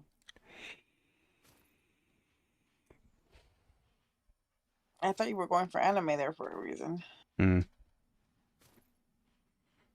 Boy, it got awful dark, didn't it?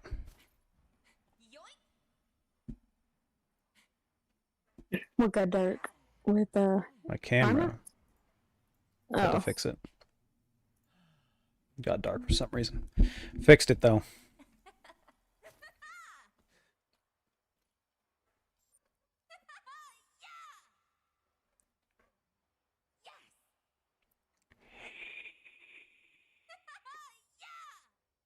I search in YouTube for Meat Canyon and I cannot find it, so I have no idea what you're talking about. Yeah, I'm not familiar. I mean, but I'm not surprised. It's Joseph. Joseph always be wacky. Bags. Yeah, Bags Yes, is always Bags. wacky. So Bags is Joseph, in case you didn't remember. All right. We're on the last half hour of Sunday stream. Oh, it's Meat Canyon. Okay, so it's not. Okay, I found it. Oh wow, they have 6.3 million subscribers. And judging by the animations of these things, I think it's just people that like funny stuff, ridiculous funny stuff. So anybody that likes The Simpsons, maybe Family Guy, stuff like that. I don't know. I had there was something similar with it's like Mr. Beast. Is that right? Mm-hmm. I still haven't watched any of the content from that channel, but someone was like, I think it was Abigail was telling me, yeah, you should do some stuff, you know, and then when you get popular enough, you can do things like what Mr. Beast does. And I'm like, who's that? And she was flabbergasted that I didn't know who Mr. Beast was. Yeah. Looking him up as like one of the most popular YouTubers of all time. I'm like, yeah, I've never heard of him. I just discovered him this year. Wow. I didn't know who he was, and I do not see you do any Mr. Beast at all. Like, you would never do that. Let's put it right here. There's no way you're gonna do anything like Mr. Beast. Not gonna ever do anything ever like Mr. Beast. Whatever it is that he does, I will not do it. According to them. He spends millions and millions of dollars in one YouTube video that's like 16 minutes long, and then what he does is he either gives it to people, like he gives the money to someone, and or just does a lot of charity work. I just don't see it. Well, like, if I'm making millions of dollars a year, I'll do a lot of stuff for millions of dollars a year. Don't think I won't sell out this very moment. But he lives in like his office where he does the videos in a tiny, tiny room to save money. He doesn't. He doesn't pay himself much. Like he invests it all back into like his videos. Okay. So all the millions he makes from the videos, he puts the millions into another video. Oh well, I probably would want some more of that money for myself, but yeah. Yeah, and this is the part that you wouldn't do for sure. If a video that he already spends millions on is not good enough for him to release, he won't release it. He will lose those millions. Oh, he's got standards. Good for him. Exactly. So I don't see you doing that. Like there's no way. Doesn't see it happening. No. I'm not saying you wouldn't give to charity. All I'm saying is I would give to charity, you know, or at least, well, yeah, specific charities anyway. I want to make sure that the money's actually going to the people. I figure most charities are probably just boondoggles. Yeah, that's really what it is. So.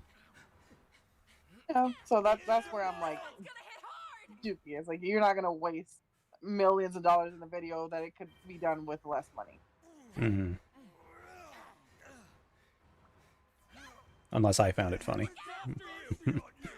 Yeah, exactly. Like it has to be entertaining to you. So, and then, yeah, no, that's a no. Big old no, everybody. I would not pull a Mr. Beast, whatever it is that he does.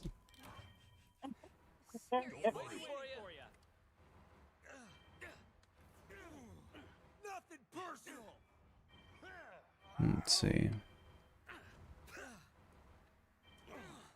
Mr. Beast is Jesus now. Well, that's good to know. There's some people that need saving, I imagine.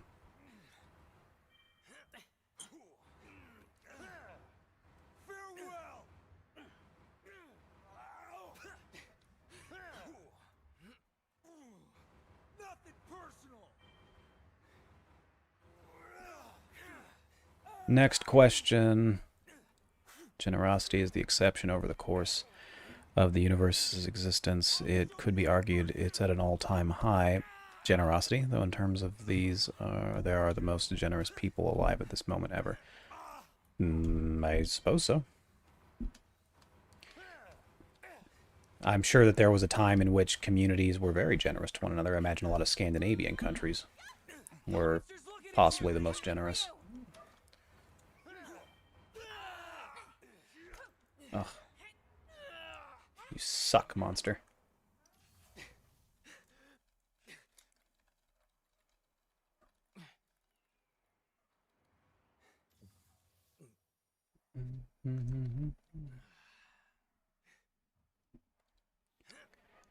Frasier makes me feel violent. Well, that's not good.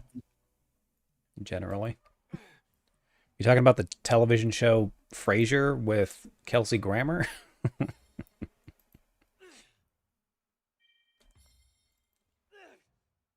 I certainly enjoyed Kelsey Grammer in Down Periscope, if anyone's old enough to have watched that movie.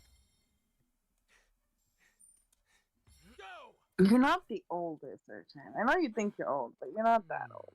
Pretty old. I mean, yeah, you are what we call in Spanish a ruquito. Arroquito. What's that mean? Ruquito. It means that you're old. And like ruco Oh, okay. is like a way of saying like old, and ruquito is like, oh, you're old. And I in see. an endearing way of saying old. So, yeah. Okay, then. Bob, give me another question. We've got 25 minutes or so. Well, since you are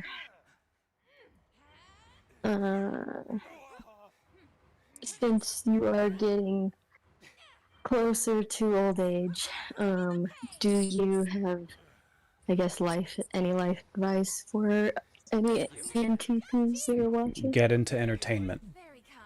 Entertainment. Get into entertainment. Be entertaining. Be funny. Get people to love you so that they hand you money. Do it while you're still young. Learn about it at the very least. If you believe you can't get into it right now, learn about it. Figure out how to edit your videos and figure out the kinds of equipment you're going to need to do it. Start something entertainment related, even if it's writing stories. There's a lot of websites out there that will, that can pay you to write short stories. Just write some short stories. You have to harness your extreme level of creativity and being able to create some objective form of good art that people will enjoy. Do that. Get into it. Don't let things slow you down either. Do it. Do it.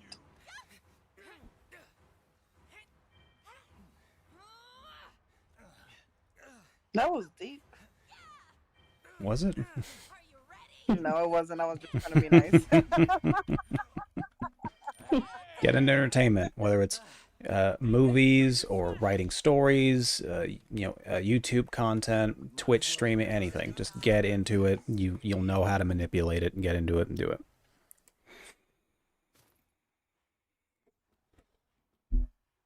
And the freaking salad and scrambled egg song sung by Kelsey Grammer. I do remember that.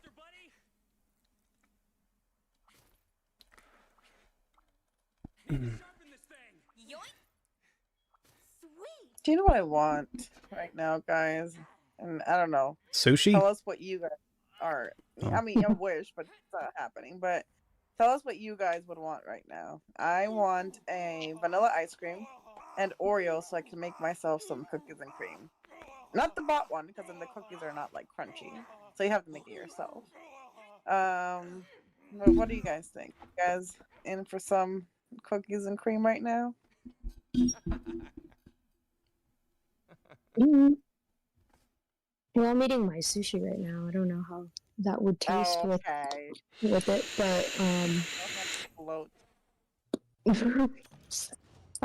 but I do like cookies and cream, ice creams and shakes and whatnot.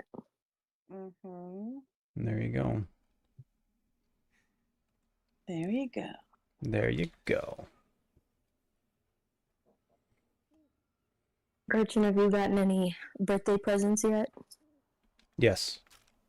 What'd you get? Remnant 2, which stopped working Oh. to earlier today. So it just, there's apparently some area that my game refuses to load. Mm. Are you gonna eat a cake or ice cream or anything for your birthday? I don't think so, no.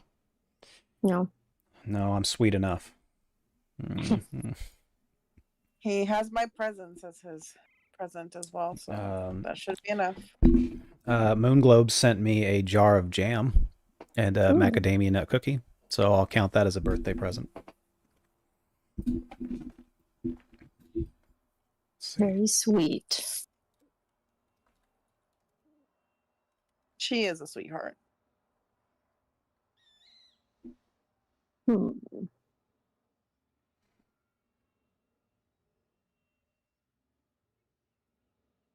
I'm thinking though what I'm gonna give him. I'm between a couple of things. I'm just not sure. Was it the finger in the special place? What?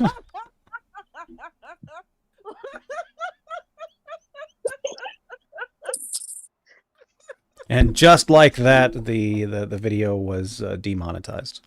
And I tried to modify the words, you know. women, I tell you. Let's see. Oh my.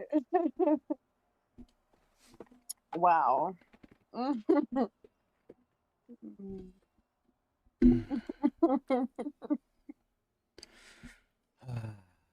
Big sigh.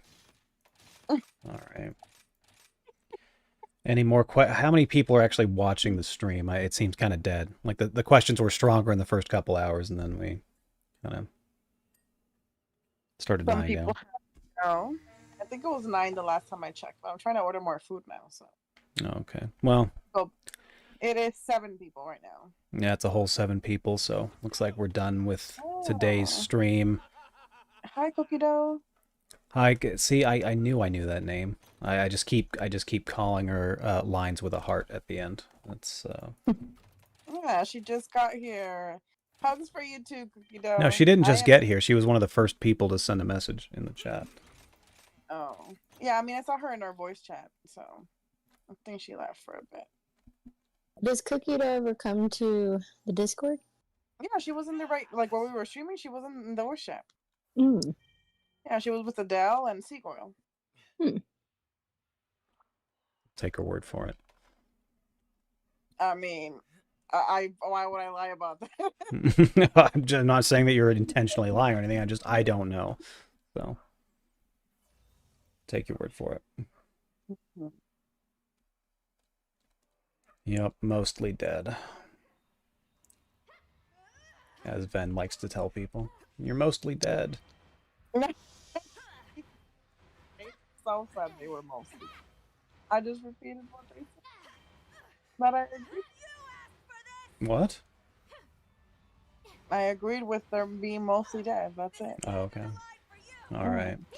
Any last moment things to say before the stream goes bye-bye for the night? Nope. Thank you guys for being here. Please remember to like and subscribe, join the Discord, and submit your application to be typed by Mr. Urchin for just $20. Gotta put in an application.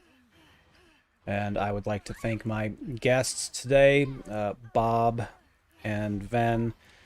Ven came in a little bit on the late, but, you know, she's a busy girl. People have been asking about why Ven hasn't been in some of the streams, so they just assumed you were dead. Oh, no. Sorry, guys. I've been sleeping. My sleep schedule now is in the afternoons. So I missed some of them. Misses some of them. All right. Happy birthday, sweet. Thank you, Druid. I appreciate the happy birthday. We'll probably be doing a birthday stream as well, because reasons. Thank you, him a person. I appreciate that. All right, everybody say bye. Bye-bye. Bye bye.